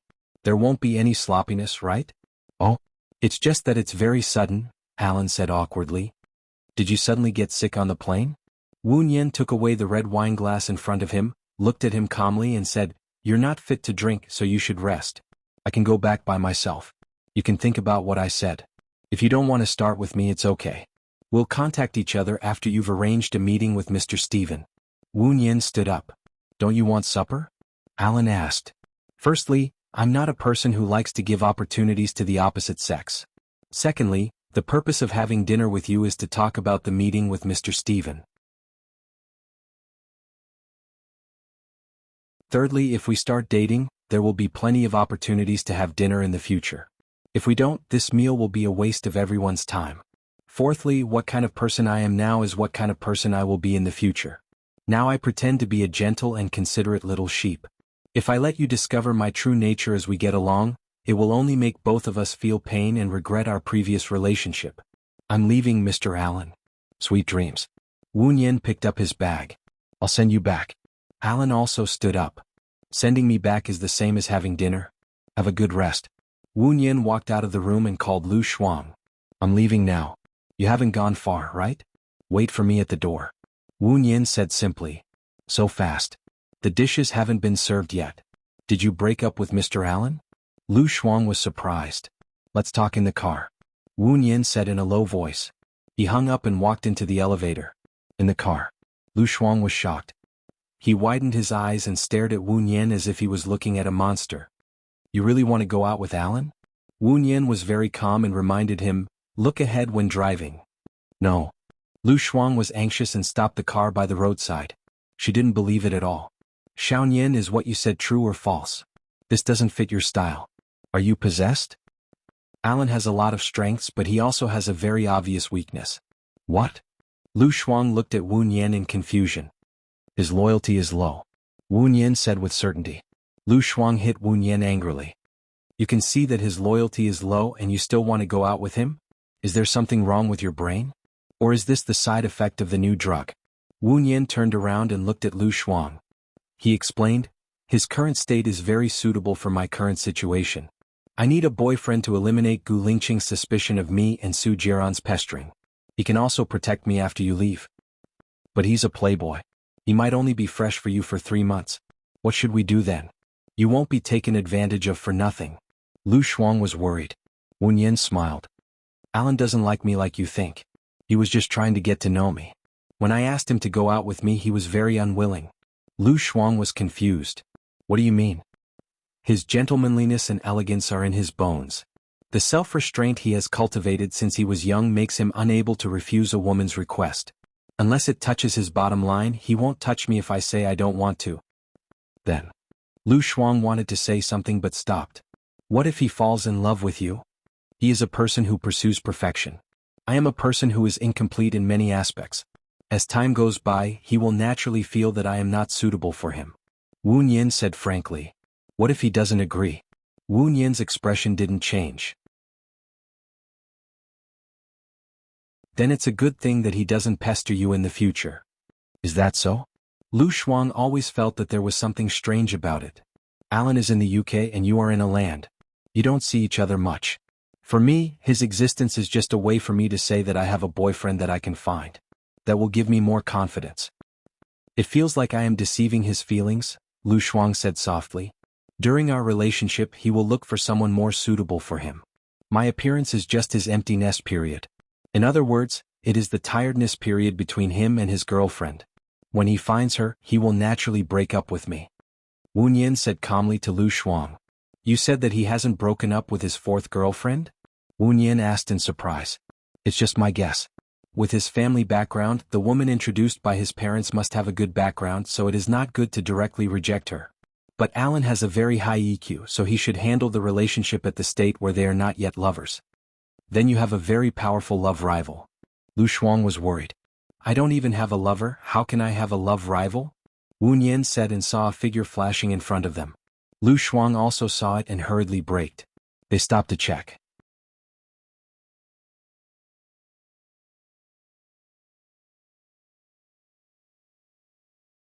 Chapter 353. Lu Shuang was stunned and looked at Wu Nian. Wu Nian looked at the woman on the ground expressionlessly. I'm sorry. You got the wrong person. Are you hurt? You are not Baya. You are. The old woman got up from the ground and fell again. My leg is hurt. Shuang, call the police. Wu Nian said coldly. Aren't we going to send her to the hospital? Lu Shuang asked in confusion. He didn't think it was Baya's style. Baya would definitely send the old woman to the hospital first and then call the police. There are trees on both sides of the road. There is no reason to cross the road at this time. Although she is old and her eyesight is not good, it is impossible for her not to see such a big car. Besides, she called me Baya. Baya should be your friend. Do you think your friend knows this woman? Wu Nian stared at the woman and said to Lu Shuang. You are right. This person must have been arranged to be here. Lu Shuang looked around and vented his anger in the bushes. He pushed the bushes aside and saw a few people running away. Xiaoyan, someone did it on purpose, Lu Shuang said with certainty. Get in the car. Wu Nian turned and got in the car. Are we going to leave this woman? Lu Shuang got in the car and asked. Should we send her to the hospital or the police station? Send her to the hospital. I have such a good heart for the person who set me up. Send her to the police station and let her stay there for 2 days. But it is a waste of my time. I don't want to bother with that. At least we know who sent her. Lu Shuang looked at the old woman who ran away quickly. There was no sign of injury. Su Jiran, Wu Nian said with certainty. Lu Shuang felt a chill down his spine. Is he starting to suspect you? No matter how much he suspects, there is no evidence. It can only be a suspicion. Just ignore it, Wu Nian said in a deep voice. Her cell phone rang. Seeing that it was Xiaoyan's, she immediately answered, Xiaoyan? Yan Yan. Gu Yan's childish voice rang out. Wu Nian looked at the time. It was already 11 o'clock in the evening. The time difference between country A and country X was 3 hours. In country A it was 8 o'clock now. Have you had dinner? How are you getting along with your classmates? Are you getting used to school life? Don't be greedy, okay? Don't kick off your blanket at night and don't sleep too late at night. Wu Nian's expression unconsciously softened. After dinner, I got along well with my classmates and my teacher likes me very much. I like going to school and there are a lot of children there.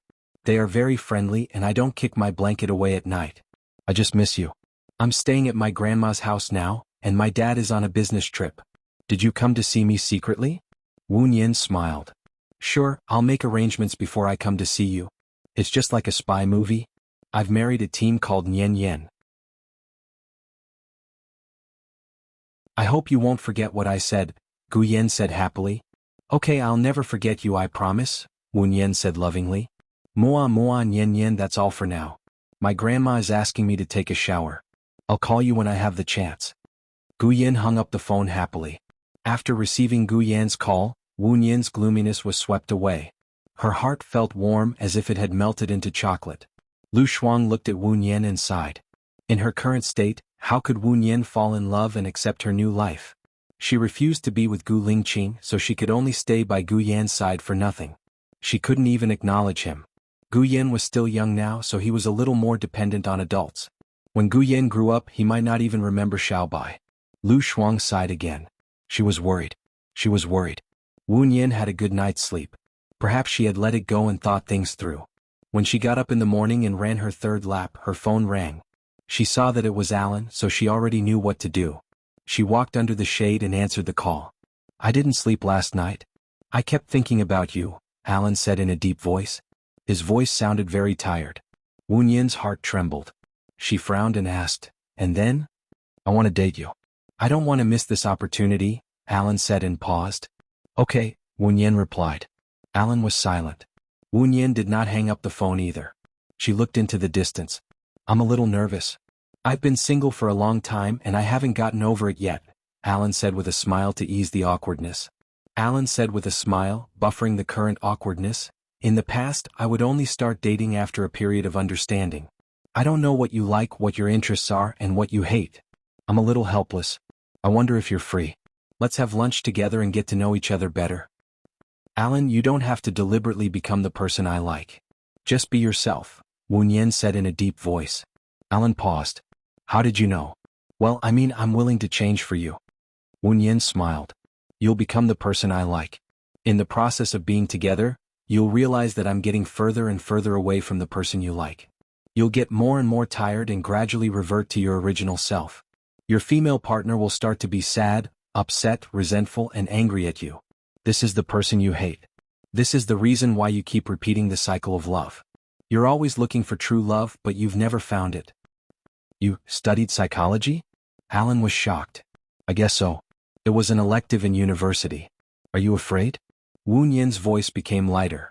It's an honor. Can we have lunch together? Alan invited again. Okay, I'll look for you at your hotel. Remember to bring your luggage, Alan reminded. Wu-Yen frowned even harder. You don't look like someone who's in a hurry to live together. Don't you want to see Steven? I've made an appointment for you. He lives on a private island. I'll bring you there after lunch. It's a bit far, so I'll be back tomorrow. If you're worried about me, you can ask your friends to come along, Alan said gently. Of course I'm worried about you. Many women want to climb into your bed, Mr. Allen. You don't lack women and you won't do anything impolite. It's just that Lu Shuang and Steven are talking. I'm just accompanying them, Wu-Yen explained. Okay, but can you stop calling me Mr. Allen? Just call me Allen. Darling is fine too. Wu-Yen smiled again. Mr. Allen liked delicate girls. Unfortunately, she wasn't. After lunch they went to the pier. Steven's cruise ship came to pick them up. Wu-Yen and Lu Shuang followed behind Alan and boarded the ship. When they went to the living room, Wu-Yen realized that Gu Lingqing was there too.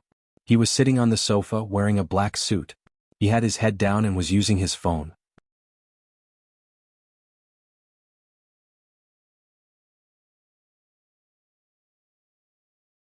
Chapter 354. That was displeasure and even more, disgust. Wu-Yen looked away. His eyes were dark and devoid of any other color. Why is he going? Lu Shuang asked Alan in shock. Alan shook his head, indicating that he did not know. Hey Gu Lingqing, why are you going to meet Steven? Lu Shuang asked directly. Gu Lingqing glanced at Lu Shuang and ignored him. Lu Shuang hated people who did not speak the most. They acted as if they were unreachable and insufferably arrogant. Her temper suddenly flared up.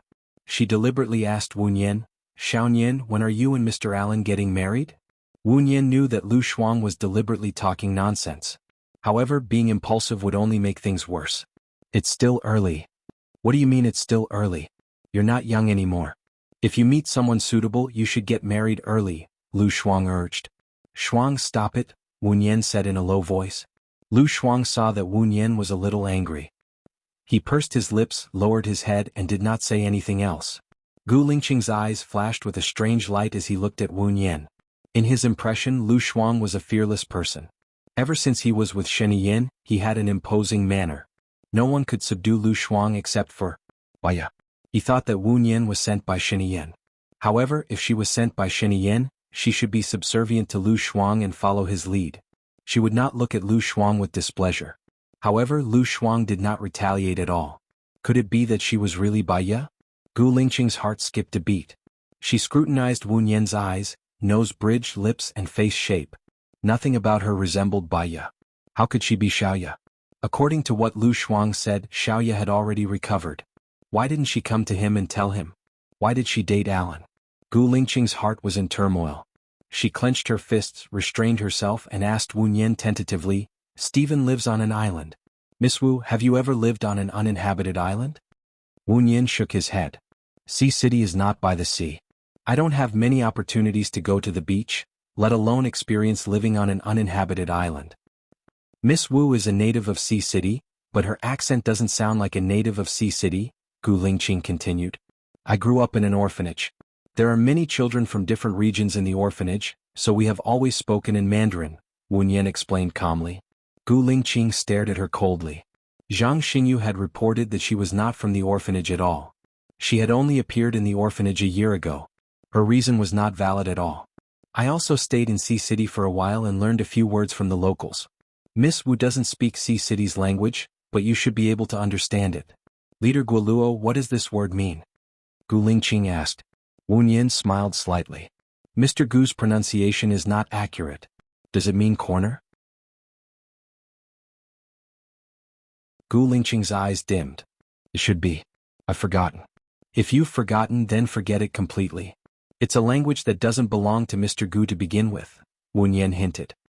I don't need to remember a language that doesn't belong to me, but there are some people that belong to me. I can't forget them and I will never forget them, Gu Lingqing said solemnly. Mr. Gu is talking about your ex-wife? Wu Nian asked calmly. She is my only wife, Gu Lingqing corrected her. Wu Nian did not continue the conversation. She lowered her eyes. Alan's lips twitched. He held Wu Nian's hand and asked gently, You and Mr. Gu knew each other before? I almost became his child's home tutor, Wu Nian said honestly. That's a strange fate, Alan said politely. Wu Nian smiled faintly. She felt Gu Lingqing's gaze on her face. She said softly to Alan, I want to eat an orange. Alan smiled lovingly. He took an orange from the fruit plate, peeled it, and handed a piece to Wu Nian. Wu Nian opened her mouth and bit the orange in his hand. Is it sweet? Alan asked and handed another piece to her. Yes, Wu Nian said simply and smiled faintly. Alan looked at Wu Nian with infatuation. He realized that Wu Nian was usually cold, but when she smiled, it was pleasing to the eye. It was enough to make people fall head over heels for her. If you like it, I'll buy it for you when we get back. Okay, Wu Nian replied. She tilted her head and leaned against Alan's shoulder with her eyes closed. Gu Lingqing stared at the quiet Wu Nian and felt faintly uncomfortable. He walked out of the living room, went to the bow and looked into the distance. Lu Shuang put his hands behind his back and walked to Gu Lingqing's side proudly. He followed his gaze and said clearly, Xiao Bai has found her happiness. Mr. Gu should also find someone to marry quickly. Everyone will be happy. She's not Xiao Ya, Gu Lingqing said in a low voice. Yes, she's not. So, Gu Lingqing, stay away from her, Lu Shuang said with warning in his voice. Gu Lingqing glanced at Lu Shuang and was a little annoyed. What do you want? Nothing. Lu Shuang shrugged and said with some disdain, This is good. Lu Shuang didn't insist that Wu Nian was Bai Ya, which made him feel very uncomfortable. He looked at Lu Shuang and turned to enter the living room. Alan kissed Wu Nian on the forehead. Gu Lingqing was stunned. Wu Nian didn't open her eyes. He didn't know if she was asleep or if she had tacitly agreed. His heart strangled inexplicably as if it was wrapped by poisonous vines. The vines were a little tight, so his heart ached and ached. Lu Shuang wanted to give Alan and Wu Nian some privacy. He turned and saw Gu Lingqing behind him. Let's talk more. Gu Lingqing ignored Lu Shuang and sat directly opposite Alan. He said coldly, How long have you known each other? Wu Nian frowned slightly. If she woke up now and asked Alan to accompany her outside to enjoy the breeze, wouldn't it seem too deliberate? Alan smiled slightly. Fate doesn't depend on how long we've known each other. If it's based on how long we've known each other, there's no such thing as breaking up in this world. Then how can you be sure that she's your fate? Gu Lingqing narrowed his eyes. She appeared at the right time, place, and occasion. Most importantly, we're together. This is fate. Maybe it's a well-planned scam. Gu Lingqing spared no effort to dampen his enthusiasm.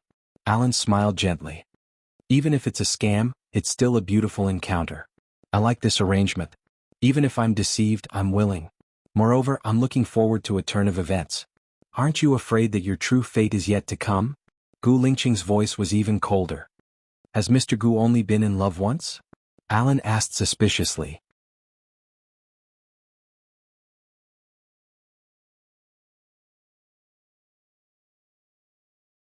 Chapter 355.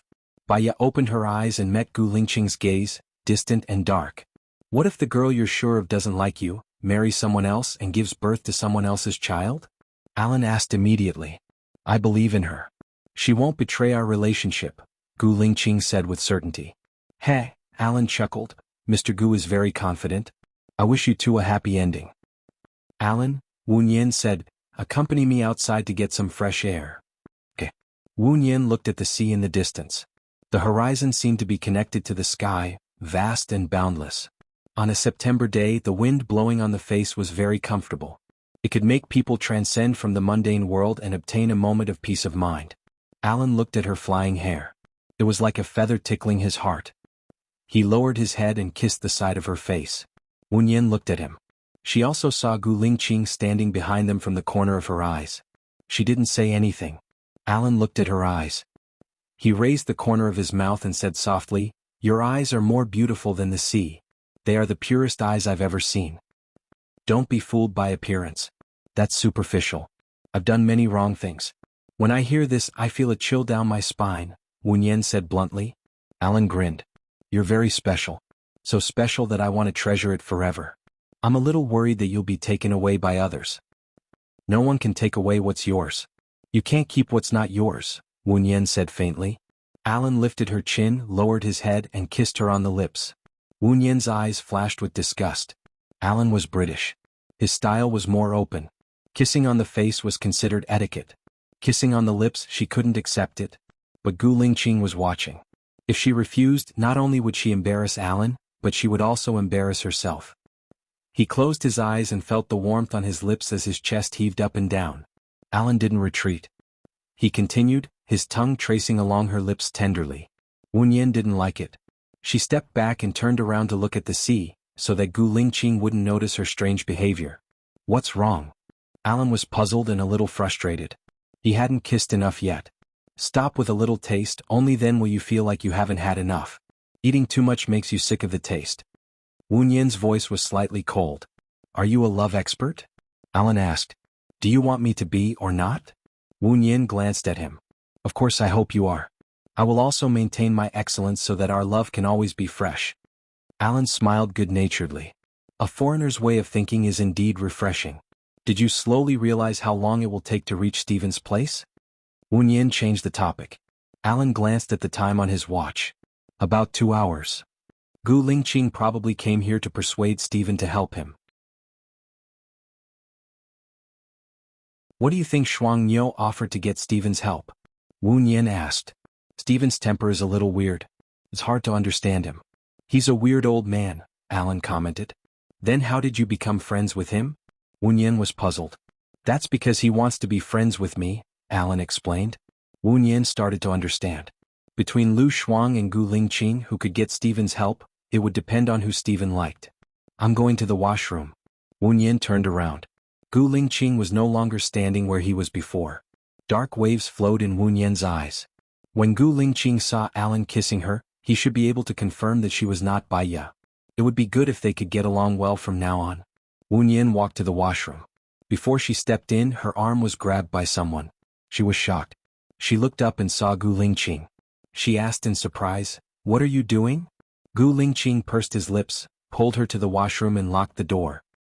He put his right hand on the side of her head and controlled her within his sphere of influence. He locked his sharp eyes on her and asked sternly, "Who are you? Does it have anything to do with you?" Wu Yin frowned. Gu Lingqing looked very scary now. Gu Lingqing pinched the flesh on both sides of her face. His voice became more and more fierce and his breath was on her face. He gritted his teeth and said, "You pretend to be Baiya everywhere. Tell me it has nothing to do with me.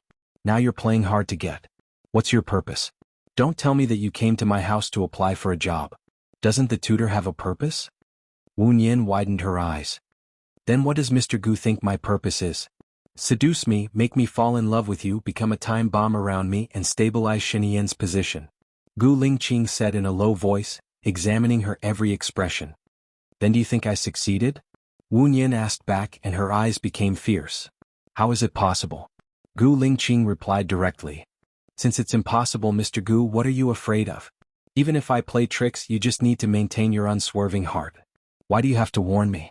You can get the answer you want from me." Wu Yin said coldly, and she was very confident. Gu Lingqing was a little dazed. The way she spoke, the tone of her voice, and the way she spoke were really, exactly the same as Baiya. "So, your purpose is really to seduce me?" Gu Lingqing narrowed his eyes, and his cold pupils contracted. "If I say that I have no purpose and everything is a coincidence, you, Gu Lingqing, will definitely not believe me, right?" Wu Yin wanted to leave and she got out from under his arm. Gu Lingqing held her arm again, and used his body to push her against the wall. He looked down at her. My men have investigated you. You didn't grow up in the orphanage. You only appeared in the orphanage a year ago. Your resume is also fake. It says that there is a person named Wu Nian in your school, but this Wu Nian is not you. That is to say, your real name is not Wu Nian. It's Shen Yin who gave you a fake ID. What else do you want to say? Yes. Wu Nian raised her chin and looked straight at Gu Lingqing. I was found by Shen Yin. Because my voice is very similar to Bai Ya's, and because my appearance is not bad, they train me to have a similar character as Bai Ya. The purpose is to seduce you and make you fall in love with me, so that I can be by your side and monitor you. Are you satisfied with this answer? Gu Lingqing frowned. Are you seducing me now? Seduce me? Why are you dating other men? You kissed me in front of me. You did it on purpose, didn't you? Because I realized that I really don't like your character and temper. I don't want to sacrifice my happiness to spend the rest of my life with you. I want to get rid of Shen Yan's control. Wu Nian roared.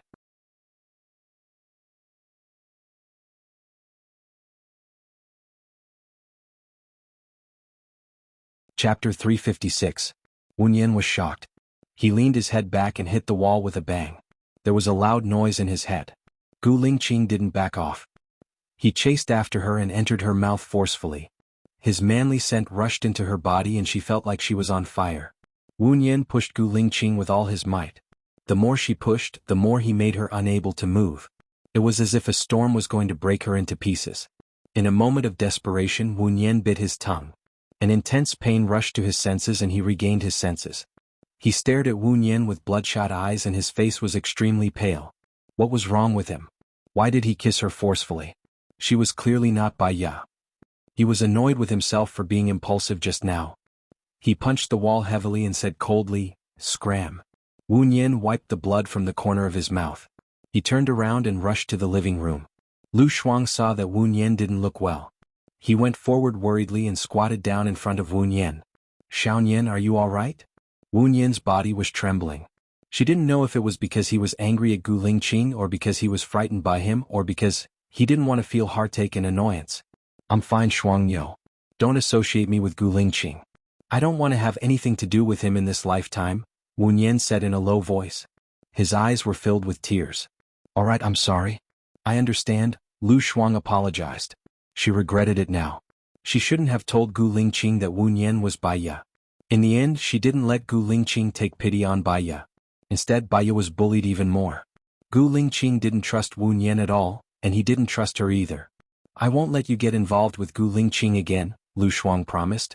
Fortunately, Gu Lingqing did not step into the living room until the ship arrived at the island.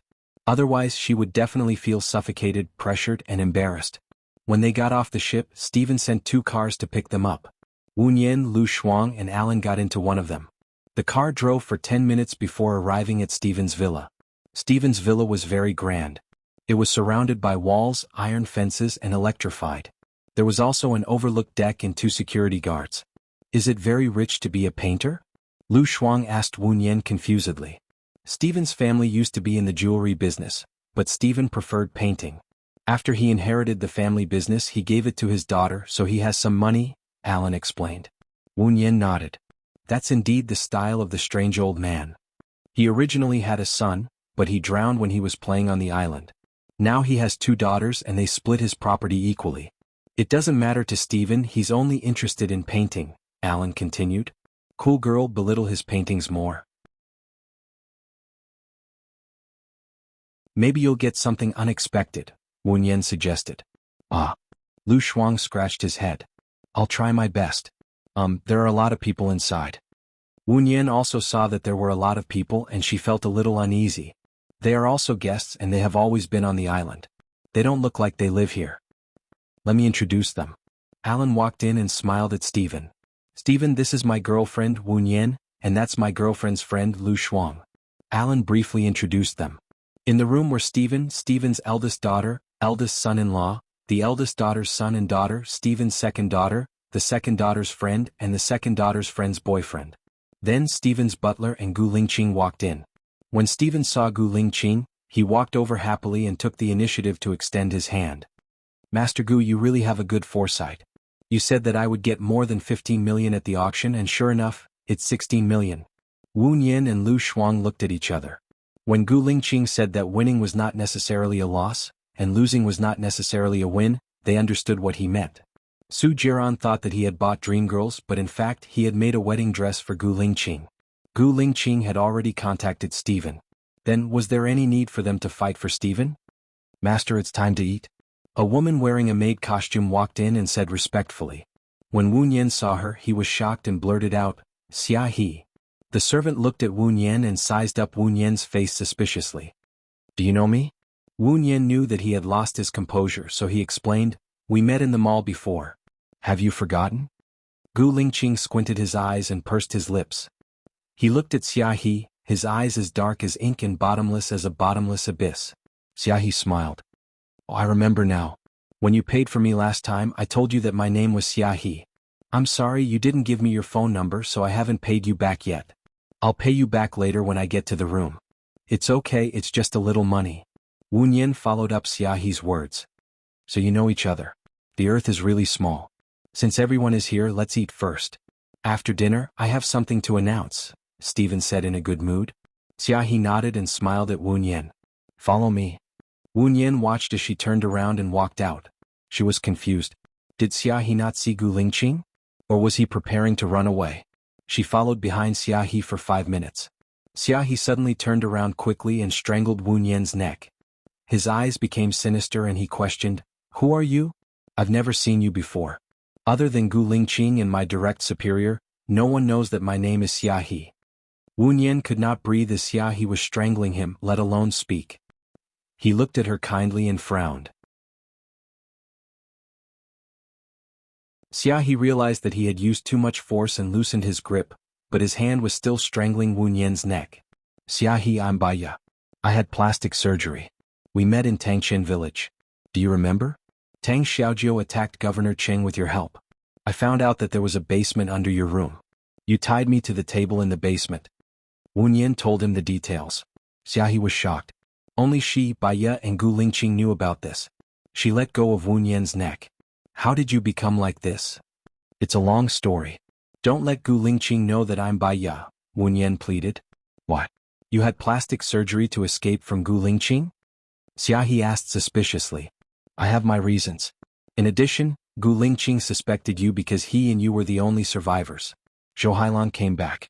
Do you know about this? One of you or Zhou Hailan must be a spy. It's better to make it clear. If you can prove that Zhou Hailan is a spy, you don't have to run for your life. You don't have to run for your life, Wu Nian suggested. Xia He's eyes widened. You said that Zhou Hailan is not dead? I won't meddle in your affairs, Wu Nian said and walked towards the living room.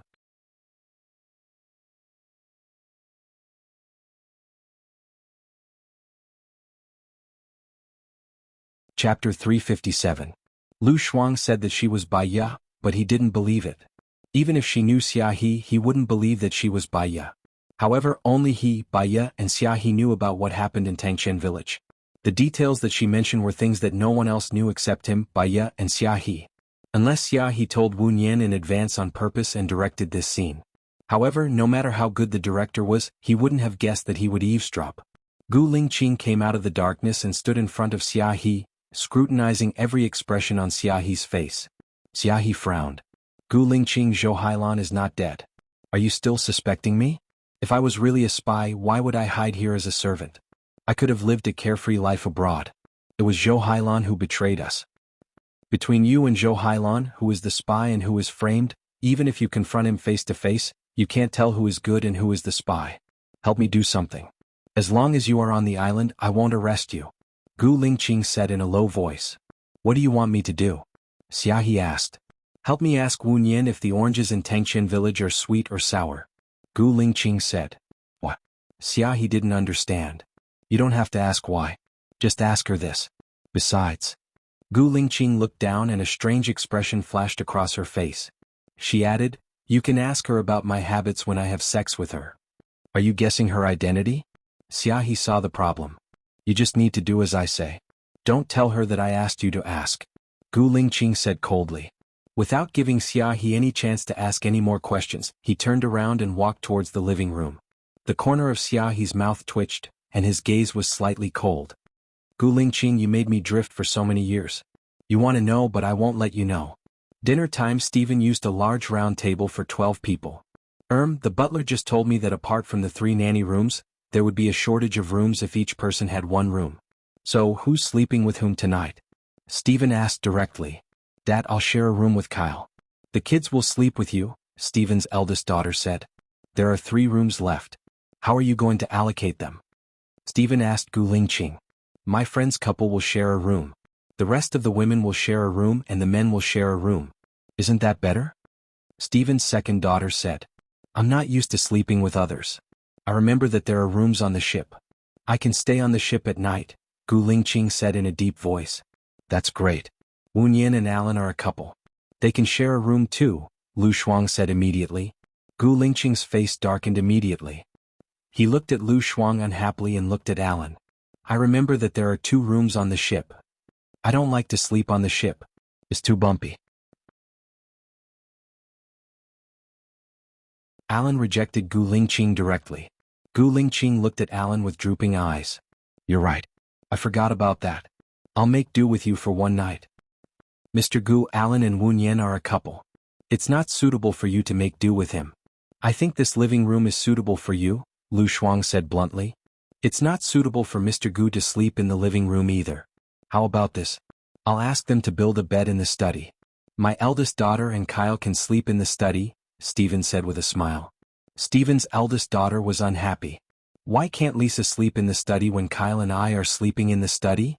Sis, I don't mind sleeping in the study if I'm sleeping alone. But I'm sleeping with my dad's guest. Are you going to let the guest sleep in the study too? Stephen's second daughter, Lisa, retorted. Aren't you sleeping alone?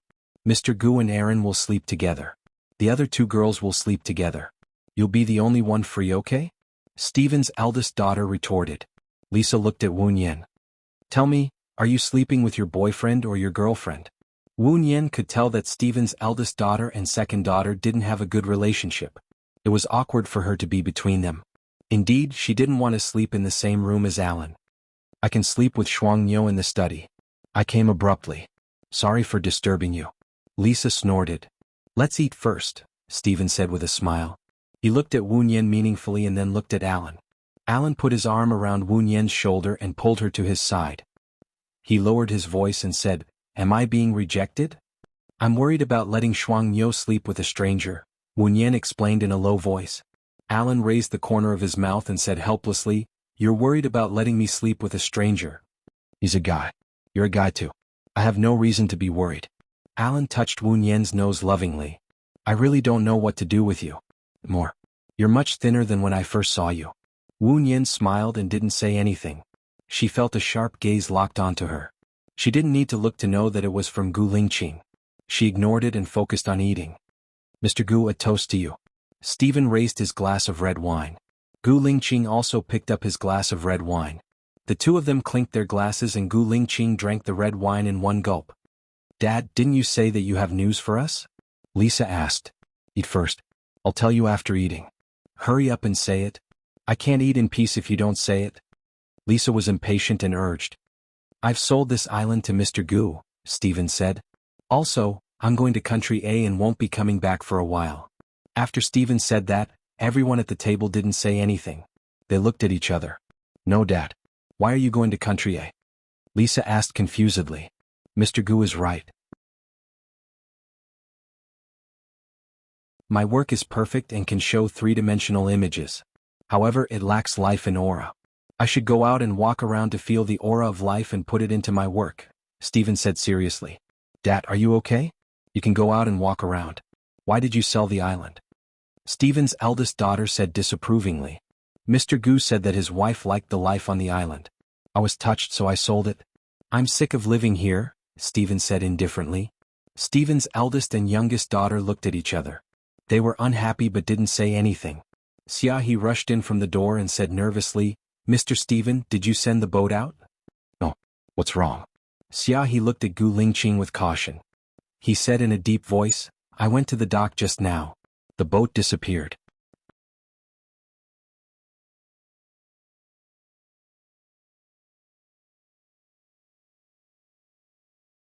Chapter 358. The timid girls screamed, and the people in the living room instantly fell into panic.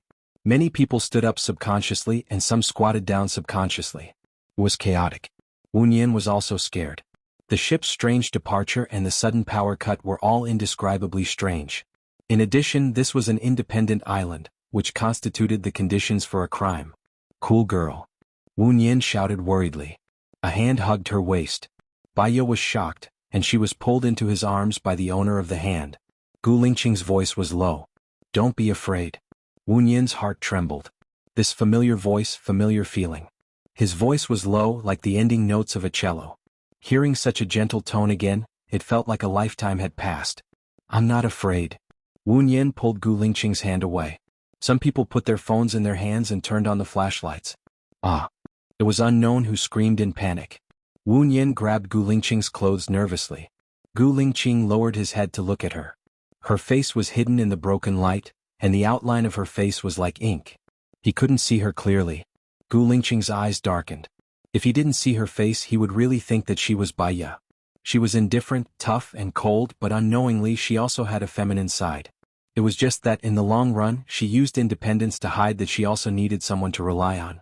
That kind of inadvertent fragility could directly hit his heart. Just like that mission, a pregnant woman was held hostage. She showed unusual courage and fearlessness in the process of saving her, but after she was saved, she left tears on his chest. Xiaoya, is that you? Gu Lingqing asked softly. Wu Nian's body froze and she let go of her hand in a panic, moving away from Gu Lingqing's breath. Fortunately, the darkness hid her guilt and uneasiness. No, Mr. Gu recognized the wrong person. It's just that my voice is similar to your ex-wife's. Gu Lingqing held her hand. Wu Nian pulled his hand out and put it behind his back. The candles are here. Fortunately, I bought some spares. I'll get someone to take a look at the generator, the butler reported and walked over with a candle. Dad, what's going on? Lisa asked unhappily. There was a tinge of fear in her unhappiness. In the dim light of the candle, her face was pale. I don't know either. Maybe the generator is old. Stephen tried to comfort everyone. What about the ship? Lisa asked immediately. Stephen found Xiaohe and asked, Are you sure the ship is no longer at the dock? I'm sure. Xiaohe nodded and looked at Gu Lingqing guiltily. He looked into Gu Lingqing's sharp eyes, which seemed to be able to see through everything, and lowered his eyes. Gu Lingqing could tell that she wanted to escape. Now she could not escape, nor could she conceal it. Ollie, Ollie. Ollie, Kyle called for Stephen's eldest daughter. Everyone's eyes were on him. Stephen's eldest daughter was still sitting on the chair. Her head was leaning back and her hands were hanging down. She was not moving at all. Did big sister faint from fright? She's such a coward, Lisa said sarcastically. Ollie's husband wanted to carry Ollie and put her on the sofa. When he saw the dagger behind her neck, he shouted in shock, Ollie, Ollie. Kyle put his hand under Ollie's nose.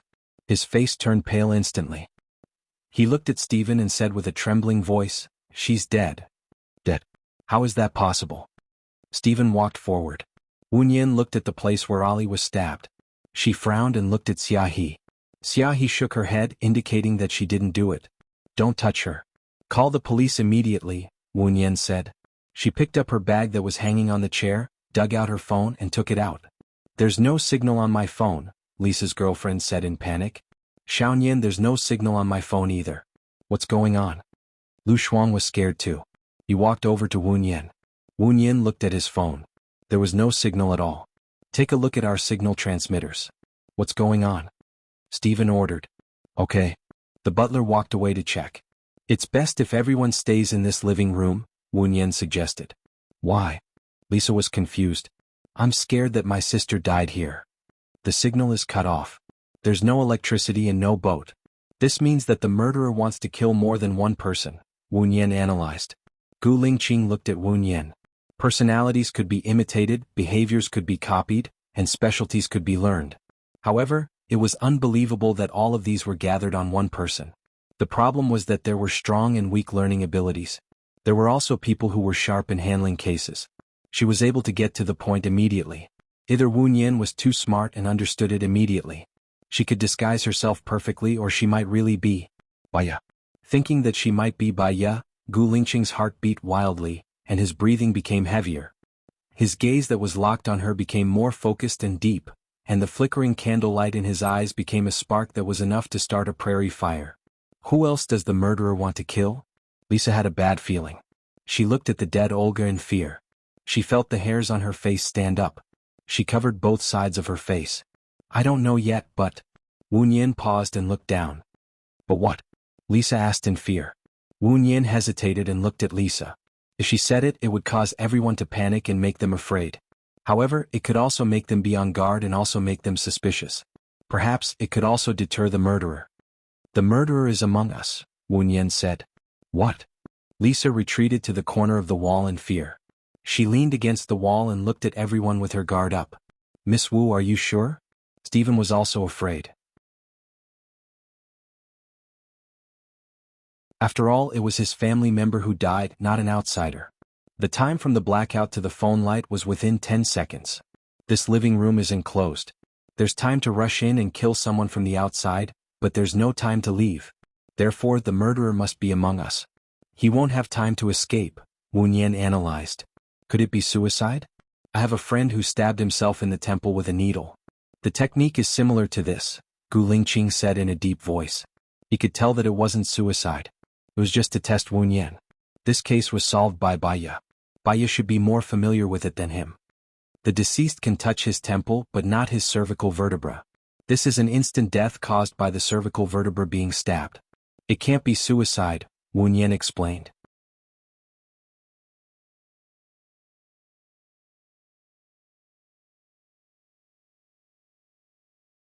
Chapter 359. Master. One of Stephen's security guards came over with a plastic bag. Someone exposed the wires and poured water on it, burning the wires and causing the generator to stop working. Master. The butler also came over with a plastic bag. The signal transmitter was soaked in water. It's broken and can't be used anymore. So, there are at least 3 murderers, right? Laosh's face looked even worse. Can you bring me to the crime scene? Wu Yin asked. I'll go with you, Gu Lingqing said in a low voice. I'll go with you, Lu Shuang said immediately. She couldn't let Gu Lingqing and Wu Yin be alone. It's not good if too many people go. You can all stay here. I'll go with Xiaoyan. Alan smiled and held Wu Yin's hand. Wu Yin nodded and ignored Gu Lingqing's gaze.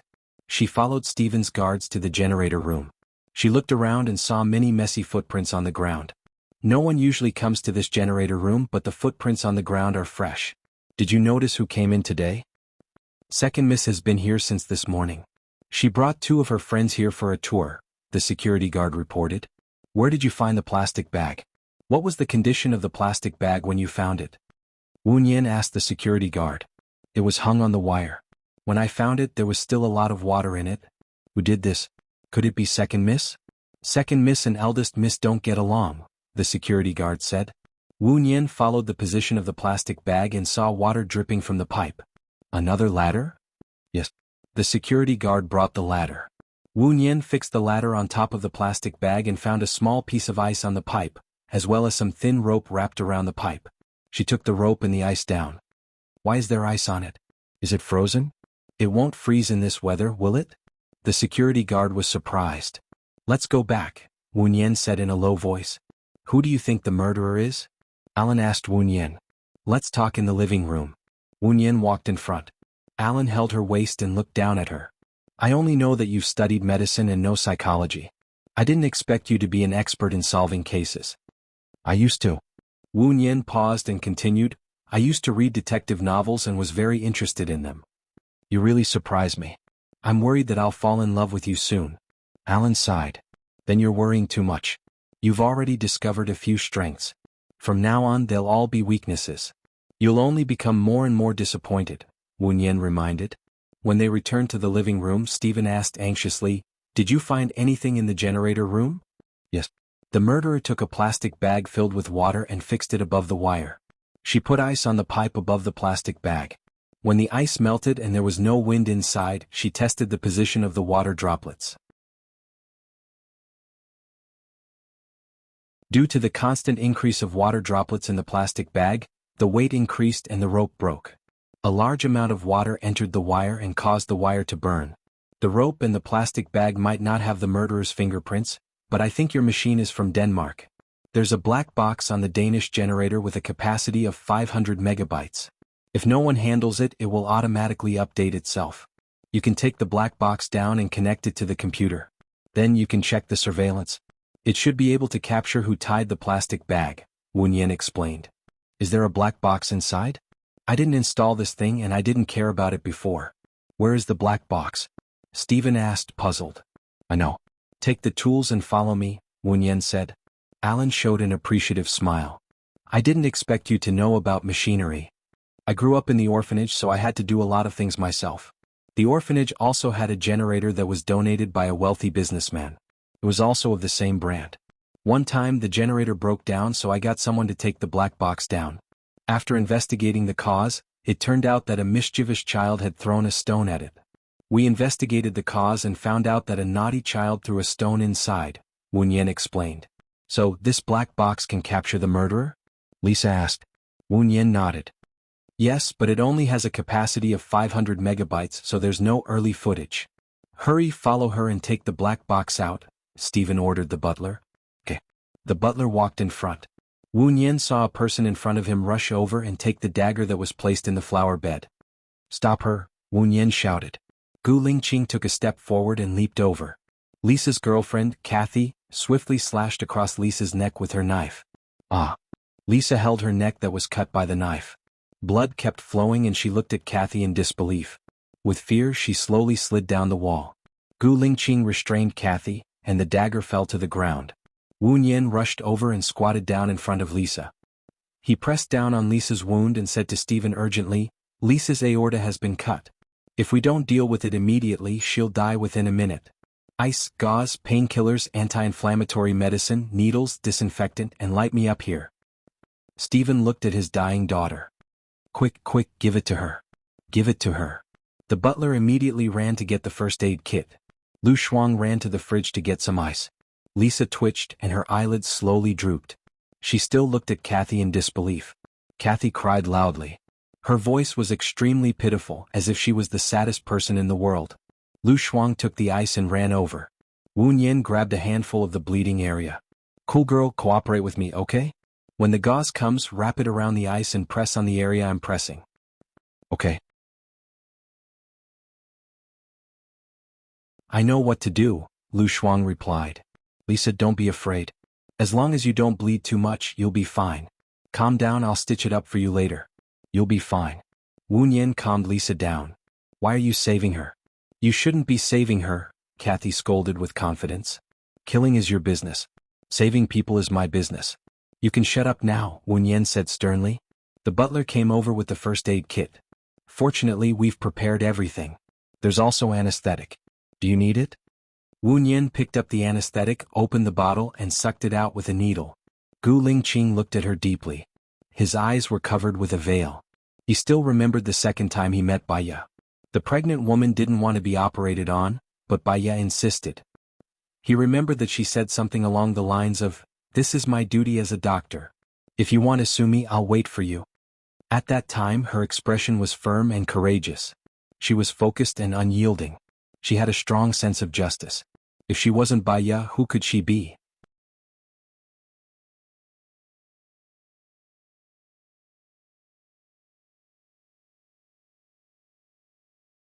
Chapter 360. I told you not to save him. You saved the murderer. 5 years ago, it was the two sisters who plotted Mike's death. Kathy cried and glared at Lisa with hatred. Lisa's emotions, which had just calmed down, became agitated again. She opened her eyes wide and gasped in horror.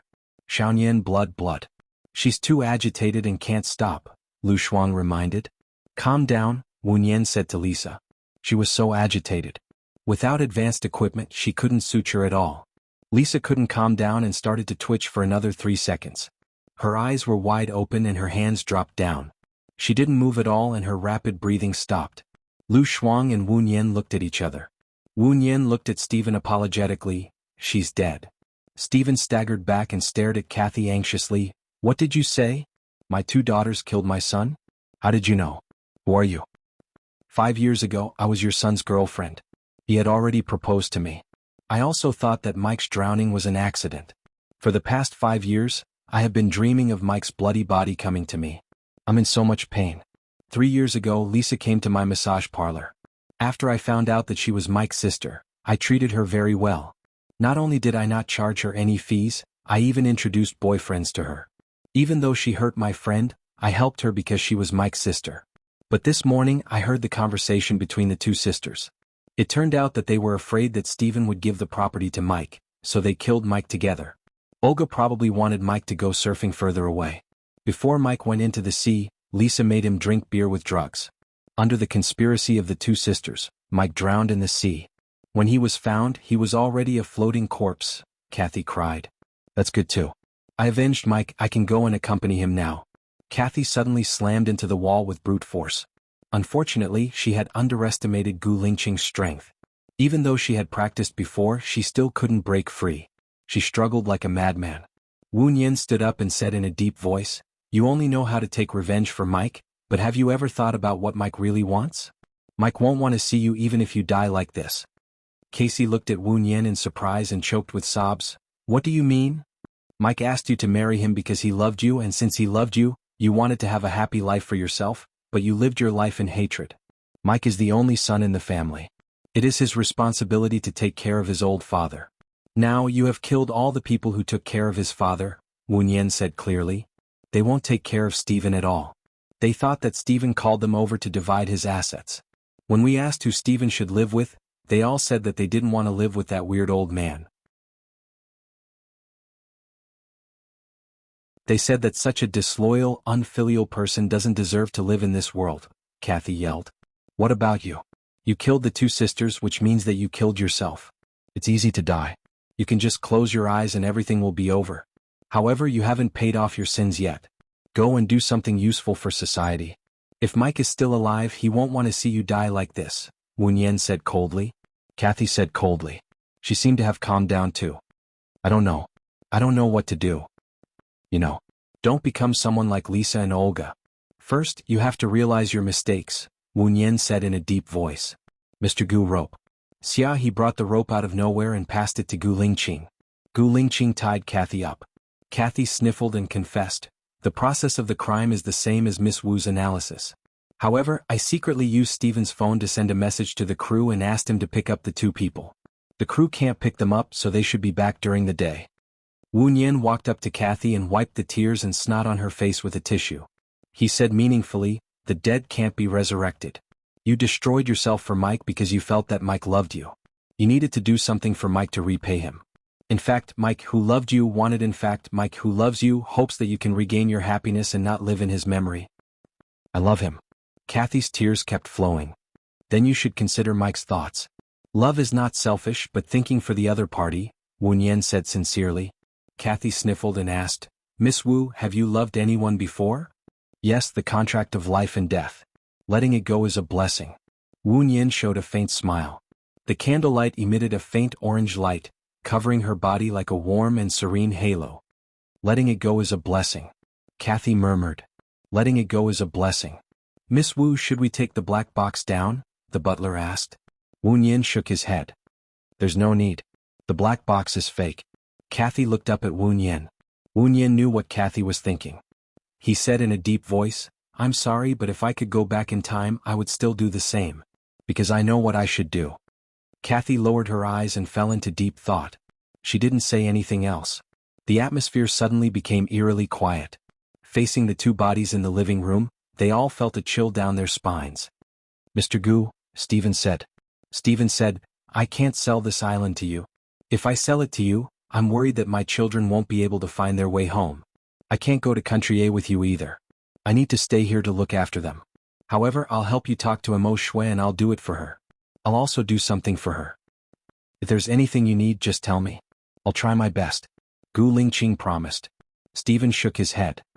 "Please allow me to deal with the children's funeral first. I might only be able to see Imo Shui in 5 days. My condolences," Gu Lingqing said in a deep voice. Wu Nian looked at Lu Shuang. Lu Shuang shrugged and said in a low voice, "It seems that I came here for nothing. Steven has already set his mind on Gu Lingqing. It's useless for me to say anything. It's God's will." Wu Nian looked at Lu Shuang's disappointed eyes and felt sorry for him. He held Lu Shuang's hand. I'm sorry. Lu Shuang smiled. It has nothing to do with you. It's our fault that we didn't know that Gu Lingqing had already talked to Stephen. It seems that the older, the wiser. There will be a chance, Wu Nian comforted him. I hope so. Lu Shuang didn't have much hope. Wu Nian, Gu Lingqing called him by his full name. Wu Nian was slightly surprised. Shouldn't he call her Miss Wu? She felt weird calling him by his full name before. You're tuning in to the Han Li's Wuxia Adventures YouTube channel. We're so grateful for your support, and don't forget to subscribe to join us on this incredible journey through captivating stories. Your generosity through donations truly makes a world of difference, as it's the primary source of revenue that allows me to expand and enhance this channel for you. Thank you from the bottom of my heart for being a part of this adventure.